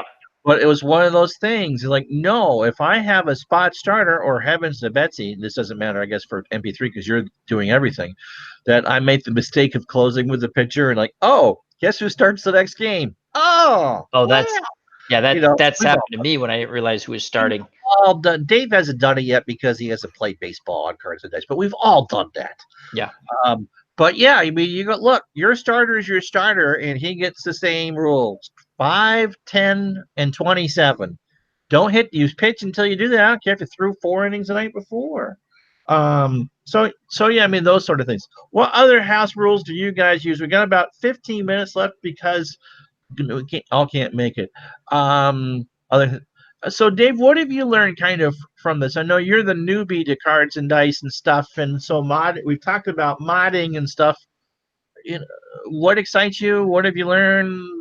Honestly, when I first started playing, I felt real guilty about changing any rules, even though I thought it would make the game better, because part of me didn't want to insult the creator. I don't know if you guys ever felt that way, but I'm thinking someone thought this game all the way through, and here I am. I've been playing for 20 minutes, and now I want to change a few things. Who am I? But then after I get over that, feeling guilty about it, I was like, I bought the game. I spent my money on it. I'm going to make this as enjoyable as I want, and I'm going to change as many things as I want to make it the game that I want to be. And then you walk it back a little bit and you get close to the original game and you realize, boy, this guy did think out things, better than I did. But I still keep a couple of my things in there. But for me, the small tweaks have made a huge difference, especially with the shootout hockey I'm playing the most. But the idea now that, every rebound that's a tie or every breakaway, I go to a showdown roll and I roll 2 dice and the winner takes it. If it's a tie, it goes to the goalie. But I've added a few things like that I think make the game funner. And even that OT rule change and final score that I added was fun. It's so little things I think that make either a broadcast better or just make it fun for me is what I'm enjoying the most. And you can't do that. I mean, you can do some of that with the PC games and the console games, some of it. But the big thing for me is I don't know how many times I can play, NHL 18 or 19 or even, some of my Sega games behind me. I still can't get John Rattel in a box score. I can't get Rick Middleton in a box score. I can't get Steve Grogan in a box score. And that's what all these games do for me. I can't play Tampa Bay Buccaneers 79 and take them to the Super Bowl against the Dolphins in any game but Cards and Dice. That's where it is for me. ID? Yeah, I think to kind of go along with that. I mean, when you're looking at a player's card, it means more than just a name and stats on the card. It might give you a memory of what your play that player did. Every time David Freese comes up in my 2011, I call him the Freeze Meister. Here he comes with another big hit, and it's all based upon my memories of what had happened. So you have that special connection. I will enjoy playing. Kind of go along to what Dave said. There's certain things that I don't like in my game. I'm going to change it to however I want it to play for myself. And sometimes they're little things, sometimes they're a little bit bigger things. But being a game designer myself, it's kind of hard because I'm always analyzing every little aspect. So I try not to change too much, but I find a good, a good example is Stratomatic actually, because they have the basic, you have the advanced, you have the super advanced. And for me, that's perfect because I can take a little bit of this, I can make a little bit of that, and I can make my own little pie. So it fits really good. APA is also a really good because there's all kinds of different charts and systems. I can take a little bit of this one, a little bit of that one, and a little bit of this one. Look, let me ask you something, ID. I haven't played any of the Strat, and I like the fact that it has the basic, the advanced, the super advanced. How well does that work if you say, look, I'm going to play basic for this, but I like the super advanced for this, and then the regular advanced for this. Does that all work? Can you get that to work like that with the 3 levels? Yeah, I think it works fine. Mostly the when you're talking about strat specifically, we're talking about the complexity of the results is what they change. Instead of getting, rolling 2 dice and looking at a chart, for the basic, they're going to change it so that you're going to roll a 20-sider, you're going to reference a number, and then you're going to roll some more dice to get the results from that. Super advanced, you're going to be, rolling all the dice, and you're going to be comparing different numbers and stuff like that. So it's really about the complexity of that. So, like the super advanced has where your fielders can rob a home run. Well, I don't use that rule, right? So I don't have to. And there is, it's either use it or don't use it. If you want to use this, if you're going to play super advanced, you would use that rule. I use the hybrid, so I say I'm going to use the super advanced charts here, but I'm not going to use the cutoff rule. I'm not going to use the home run robbery and all that extra stuff. I never used the closer rule. I didn't like that. Especially, you really can't use it for older seasons. Dave S. Hello, how you doing? I didn't start with any mods in Strat Hockey until I knew all of the stock rules completely basic to super advanced, and found that most others mods bogged the game down too much. The original rules are pretty good, and I would think that that's a lot of the case for if we're just talking about the Stratomatic line. That I've never seen anyone really do many house rules. Maybe I think in hockey we cut down the cards, fast action cards in the period, or else the stats would get really out of whack, especially in some of the years where there was way too much offense. Uh, but in Strat for me, ID and Al, it's kind of been, I'm going to mix and like we've talked about, I'm going to mix and match rules, but no, I'm not. A lot of Strat's rules extras are optional. I'm not going to do this. I'm not going to do that. But not really change. And that in a way to me is a mod also, because you're saying, I'm like ID said, I'm picking. It's funny because with the older sets, I also bought some 70s sets, which are basically some advanced, and then it's still actually the game is played with some advanced, and you still use the basic fielding chart. I didn't realize that until I put I put a team from the 80s set that I bought, the 16 team set of the best teams, some of the best teams in the 80s. I said, I'm going to play against the 75 Red Sox. I'm sitting there going, hey, they don't have the same ratings. So I had to sit there and go, I get it. I have to use this and this. I can use it with advanced, right? And then with the fielding, I can only use basic because those teams only use basic. And the other thing I did, I tried it with the Pittsburgh Pirates. Oh, God, the 65 Pirates and someone now when I was doing my 90s, 60s challenge. I went with the PC file that I have with an all-time file just to give it a little more flavor. And I wrote in like ratings for bunting, but it's an overall rating. And that was fun. I did it. I don't know if I'd do it again, but that's fun. With Strat, it works. You can go as much as you want with it. I don't play a super advanced, but you can, like ID does and other people do, you take from this what you like from that rule set, and you take from the advanced what you like. And if you want to play something with, basic rules, you do that. You're right. I haven't seen anyone really mod Strat except for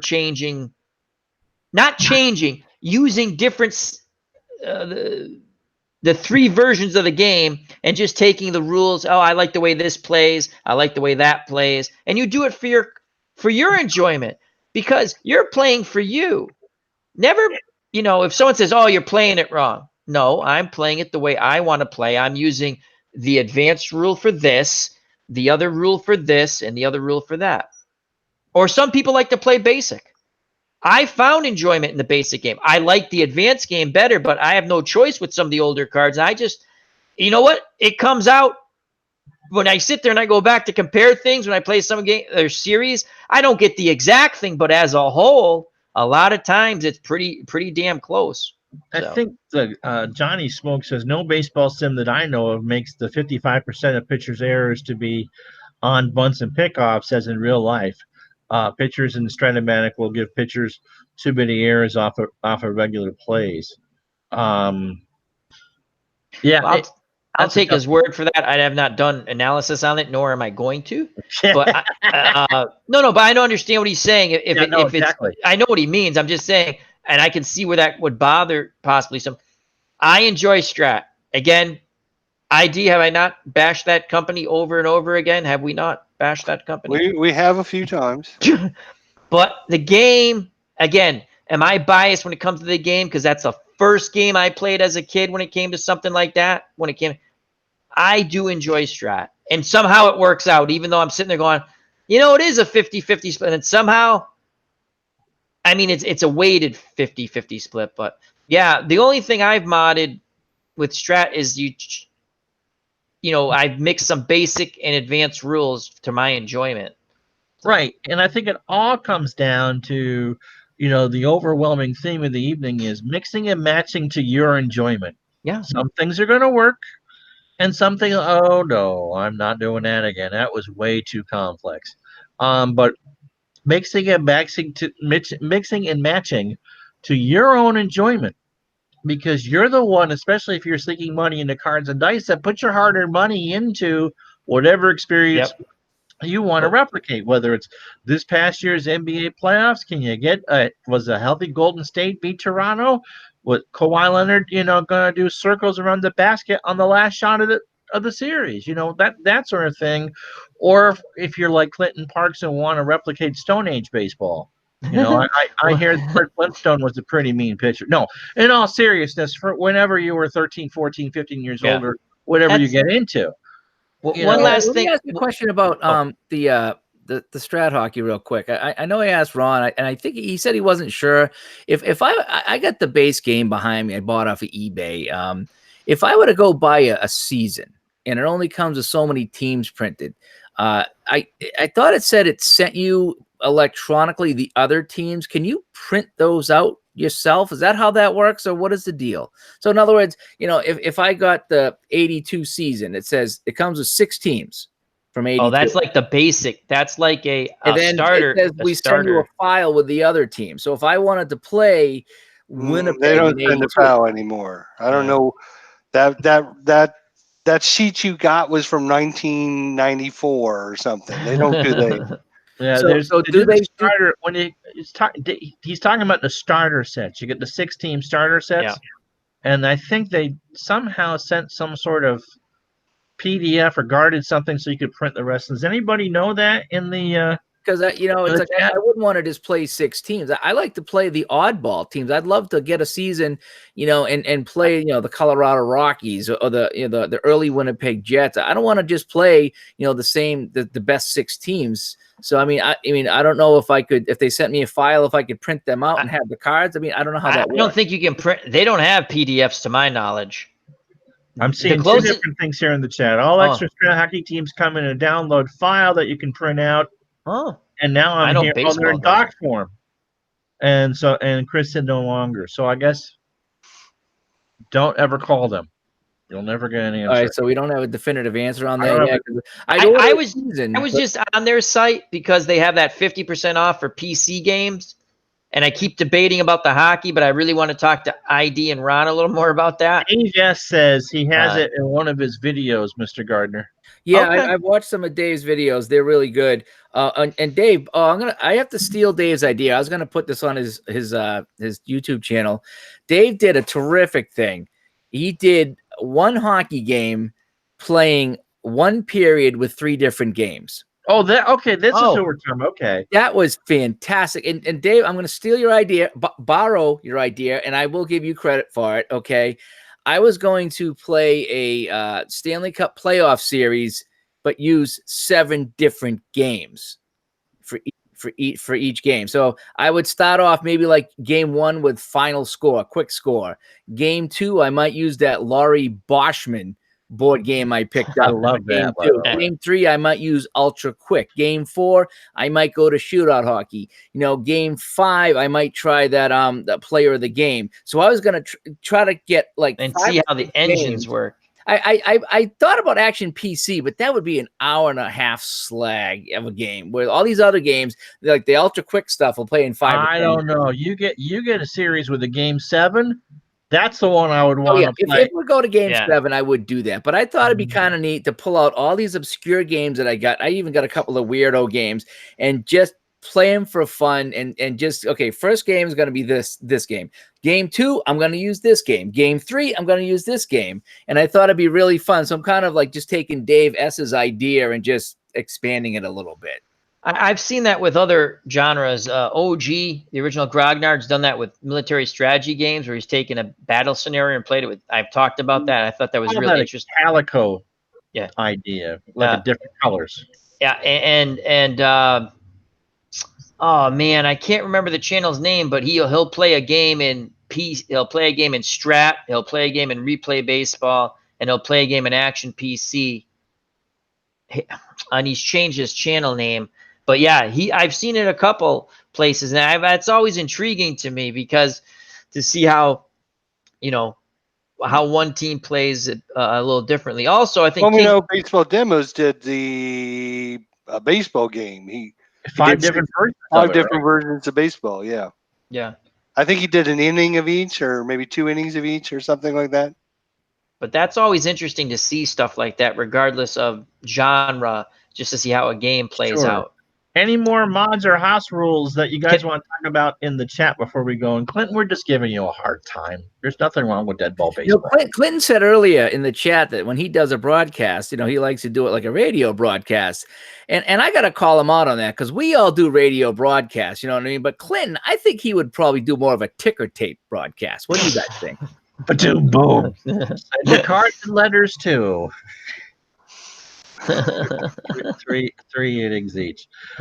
All right. So while we wait as we start to wind down, can I ask ID a question real quick? Sure. ID on the because Ron, I've asked you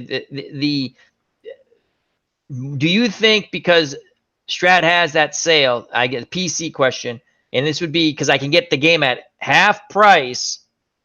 Do you think Action Strat PC Hockey disregard? I know that they've not changed it, but I've never played it. Do you think I would have enjoyment with that game? Here's what I'll say: $30. Yeah. I would not recommend you get it. Okay. I would recommend Dave getting it because I think Dave is a hockey guy and he would enjoy it. Okay. The game is very, very number crunchy. When they have a play, like a shot on goal, you just see it go and bounce off the goalie. And then next play comes up, another shot on the goalie. It's very soulless, heartless. Okay. Doesn't have much pizzazz to it at all. Okay. Since you're not a hockey guy, I don't think you would enjoy it. Even though it's only $30, I bought it. Yeah. $30. You get the card images, half price, $30. Download it, install it, get it playing. Is it worth your $30? I don't think you get $30 enjoyment out of it unless you play it, 20 or 25 times. Would you play it that much? If they do it next year, when you would get the Bruins and finals, that would be what I would do. Because I think I'd be into. Yeah, no, I appreciate because Ron said it plays well, and I believe him because I've never played it. My friend had the card and dice one. I just want to, and that one's not a dice game, right? That's a fast action card game. The hockey, both. Okay. It's fast action for the play result. You use the dice on the player card. You'll use the dice to get what, like on shot on goals, on penalty checks, things like that. All right. I didn't mean to get off topic, but because I have both views on, and I keep debating. He's right. Yeah. Never buy a Strat game, Mr. Gardner or Mr. Red Sox fan, that doesn't come with the card images. Oh, ID will tell you I must have pestered him 5 days in a row. Now, ID, if I get this one, I get the cards, right? And he's like, yes, Al, if you get this one. And I asked the same question. Now, right? I'm not messing this up. But yeah, no, to me, I have to have the card. Yeah, I remember that. You might want to invest if you're looking for cards and dice. Yeah. Apple, you like it, huh? You did like it, huh? I like it. How chart heavy was it? You get 4 teams. You get the charts, it's like $25. So No, I saw you playing Status Pro the other day. I was watching you play that. Out of the Status Pro hockey, APA hockey, and Strat hockey, what do you think for me, someone who's new at it, what do you think I would enjoy the most? What is the simplest one for me to jump into that I could kind of get in there and learn and not get frustrated with being someone that's kind of new? It's going to be either. Oh, it's a tough decision. Status Pro looked neat, but there was a couple of times that you stopped and were like, okay, I got to add the defensive numbers up. That's the problem with that. The circumference of the puck, and it just was. I think Status or Stratomatic and APA, I think are for me on equal levels when it comes to the hockey game. I think they're on equal levels. Wow. They play differently, but I see a lot of strategy. Dave, the way I see you play your hockey games, you like to mix and match your lineups. You like to fine tune them to get the most out of them. I think APA would be really good for that.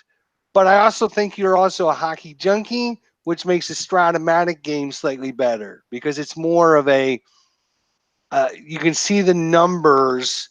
You know, when this guy's going to shoot on the goalie, he's going to, I've got to roll a 6 to get a goalie result. The APA is more abstract because you're just looking at a bunch of numbers at the card. Right. So makes sense?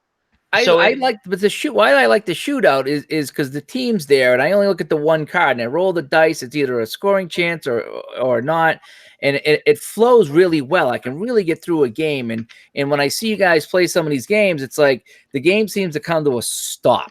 And it's like, okay, I got to look at this, or I got to check up all these cards and lay down the cards to the new line. The flow, it just doesn't seem there in some of the games. And then you lose me because it's like, oh man, I got to stop and go look at this and then compare this and go back to this. And then I'll say this. I think if you were to actually do a cards and dice hockey game, a full cards and dice hockey game, some of that would just become second nature to you in a real hurry. Okay, I flipped 5 cards. It's now time to change the lines. Boom, boom, boom, boom, boom, and you would get faster with it. If you took advantage of the Strat sale with a card image for $30, it does all that for you. And so you probably would like that, to be honest with you. It's pure play. There's none of the setup time. And don't forget, it's also 50% when you order the computer game. You can get the card images, but you can also get the cards as well. But I don't think they knock 50% off the cards. I think I read that. The image, yes, but not the cards. If you read at the bottom, they spit. Because the reason why, to me, this is a good sale if you're thinking about Strat. And I'm like, well, I can buy the updated football, but I really don't. I wanted to try something different. I do like. I know I don't play a lot of it on my channel. I do like playing the action PC hockey. I enjoy it because I'm not a and I've learned from Dave and even Ron about how to tweak your lines. Like I never tweaked my lines before, but now I'm like, oh, I'm going to put the healthy, the stamina, the guys with the better stamina out there. It does make a difference, believe me. And I've enjoyed it. I've watched you play ID. Actually, you're the reason I bought the hockey game for Action PC because you were playing it and you're having so much fun. I do enjoy it. I just wanted something. I like variety to a fault because Ron's my dealer, and I buy games like Ron says in seasons that I'll never be able to play. But so I was looking at it, but I appreciate your honest assessment with you evaluating the way I like things and saying, Al, you're probably not going to enjoy that. Here's the game. Here's one thing for Dave, and this was actually posted as a comment today for me, is they recommended because they saw the same thing. Having to take players on and off, which is hockey's worst problem. Yep. It's taking players on and off. What they said is go to Walmart and buy the plastic clear card holders. You put your lines in there, your 3 forwards. People do that, yeah. And then you can just flop them, you're flopping one for a whole line. It makes it a lot quicker. So that is a good idea. Yeah. The other one I picked up was I think it was Player of the Game hockey. Is that the one where you flip the cards and it goes really slow up the ice? I think that's the one. Everyday player. Everyday player. Okay, everyday player. Yeah, that's the one I was trying out too. And that one looks like once I got the hang of that, it looked like it would be pretty simple. By the way, I'm just going to stop for a sec. For those of you who might remember Rod Gilbert hockey, it's a modern version of that game. And I don't remember that, but I did. I remember Rod Gilbert. So do I. Yeah, every day. It's not a bad game, but if there's a mod that Dave should work on, that game needs a mod. The Rod Gilbert hockey? No, the everyday player hockey. Okay. And all he needs to do is adjust those charts so it doesn't take so long to move up and down the ice. What I was gonna do with that is I was gonna play a period, and you're supposed to check off every time you flip a card, which disrupts the flow. I was gonna do that, see how long a period took, and then take out my little scoreboard timer and just play run time. And if it was 8 minutes, it was 8 minutes. If it was 12 minutes, it was 12 minutes. And just put that and let that tick down. And that way I wouldn't have to stop to keep marking off the time. No. These cards are supposed to represent your time. Yeah, but you have to count the cards. Well, you have 20 in your pack, 40 Okay. in a period. You just go through your pack twice. And That's okay. a period. Oh, that would make sense too. All right. So Clinton just ordered 3,000 sleeves on eBay. For which game? That's a great game? idea, though, with the putting Sleeve. the stuff A in lot the of people have been sleeves. doing that. They lay it down, and yep, there they go. Yep. Yep. Rob, talk to Dave Gardner about the shootout hockey. Rob It's says he a doesn't very like- basic solitaire game, but it's a fast Yeah, game. it's not. It might not be. He's saying he didn't like it. And that's cool, right? Yep. It's not every game Absolutely. is for everybody. And I told Dave this when we had him on. Those aren't my type of games, but because he enjoys it, I actually like when because he's enjoying it. I'm like, this is fun to listen to. Would I buy it? No, because I like the games I like. Nothing wrong. When he explained, when I listen to the numbers and he says, this team has this point, and I know that team stinks. Well, those numbers make sense to me. They don't score. So you have to roll in this small percentile. So it does make, but it's why very it's called. similar to the game-winning drive, where you start the game, you set up your score rolls. Yeah, And again, California it gets 11 to 15 a lot, which is what, 4 numbers? Yeah, 11, you're not 12, getting it for 5 numbers. And then I played Detroit today, and they had from 51 to 66, and on the power play it was 40. So basically they had a 50% chance of a scoring chance. And they crushed us, but that's how it is in real life. But the Seals have won 5 games. Yeah, it's not like they don't win. The other thing is that is a quick play game. That is not so. If Rob, it's fine that Rob explanation point you don't like. Don't feel you don't like it. Yeah. Dave likes it. Everyone likes different games. Yeah. What I'm saying is I enjoy listening to Dave play that game, and it actually that's the one that's reasonably priced, correct?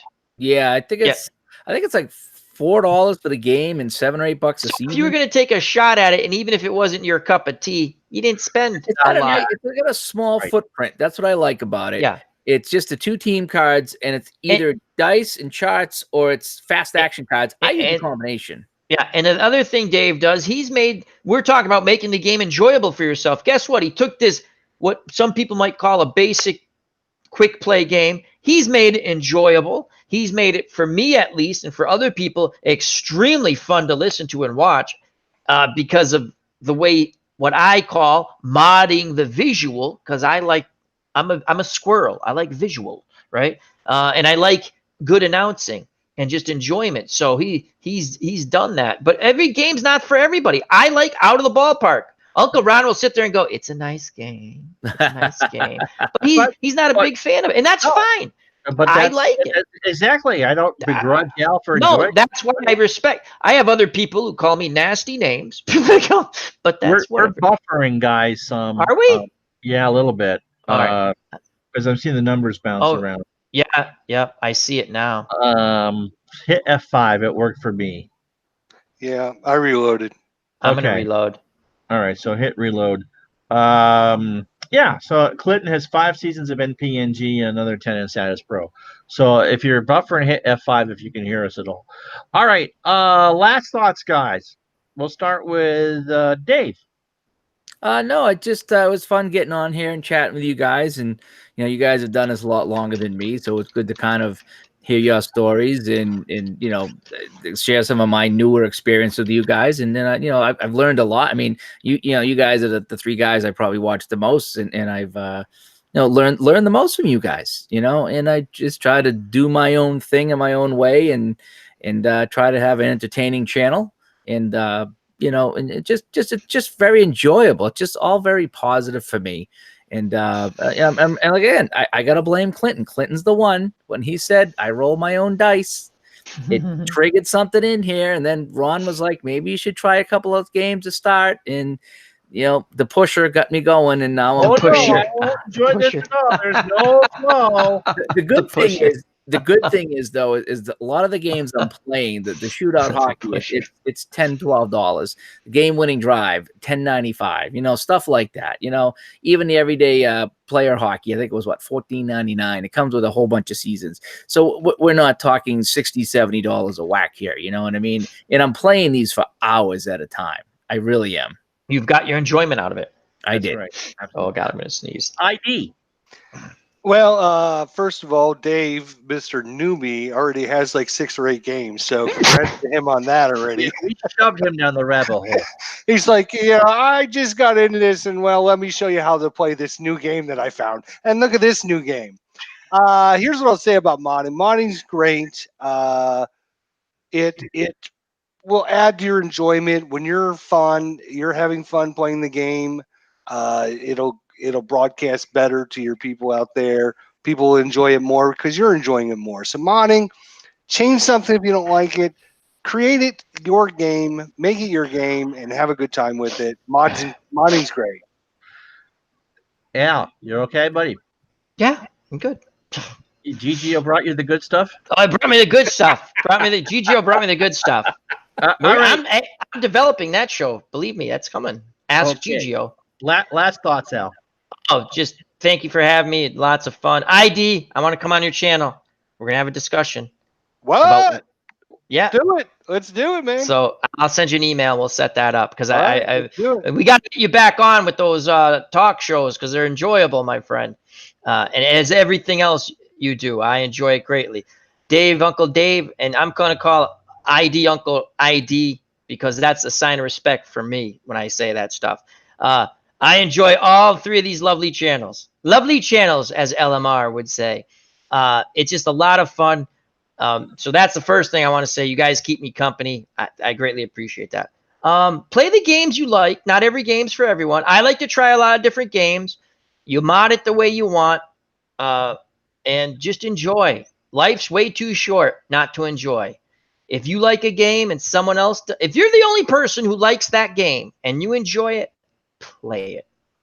Absolutely. So, thank you very much for having me on, and it was a great panel, and we'll do it again. We certainly will do it again. I'm on vacation except for an hour on Sunday when this is done because I have an elbow that's starting to bother me again, and the wife is on vacation. Yeah, Boo was right. And my wife is on vacation next week because it's her birthday. So you're going to get birthday, Sarah. some tape stuff over the course of the week, but I'm not doing any live streams after Sunday, and then we'll be back for Chat with Al on that next Saturday because she'll be sick of me by then and she'll be ready to hear. You go spend some time with some people, okay? Get away from me. So you're not going to be on Chat with Al this Saturday, correct? Let's see how the elbow does on Saturday. Yeah. Is it the same thing, Ron? It's not as bad as what it was before. But since I have full sensation, I know when it's coming. Okay, that's fine. Take care of yourself anyway. And the cat I'm married to kind of insisted I'm on my elbow so she can sleep on my tushy. That was funny when she yelled at me for having the shorts on. I got a laugh out of that. Hey, that was good. Tabletop Sports says to throw him in your chat if you want. Oh yeah. Oh, he's been on before. Oh, he's going to be on. He's just been on hiatus. That's right. ID, you can come on anytime you want if you feel comfortable, man. I mean, it's Dave Gardner came on once. Crazy on Saturday nights. I don't know. Oh, I bet you can get crazy too. Anyway, so we'll do a couple things of golf, some game, a couple baseball games. One I might find from the vault. And then I'll be back and raring to go probably the 7th, 8th, not somewhere in there of July. And of course, our next live special will be July 10th when we do the release of Action PC Basketball. The next Sim Chat was suggested by Baseball Demos, and that is we'll talk about games from being really easy to really complex and how that kind of all relates. So thank you so much for joining us. See, Dave, we did go over 2 hours, and I was trying not to, buddy. So for Al Red Sox fan, his lovely channel, Dave Gardner, and IDJester, those are all the channel names as well. I'm Ron Juckett for Retro Sports Network. I'm on vacation as of now. We'll talk to you the next time. We didn't get to talk about body painting, Ron. You can come on Saturday with Chat with Al and talk all the body painting you want. Good night.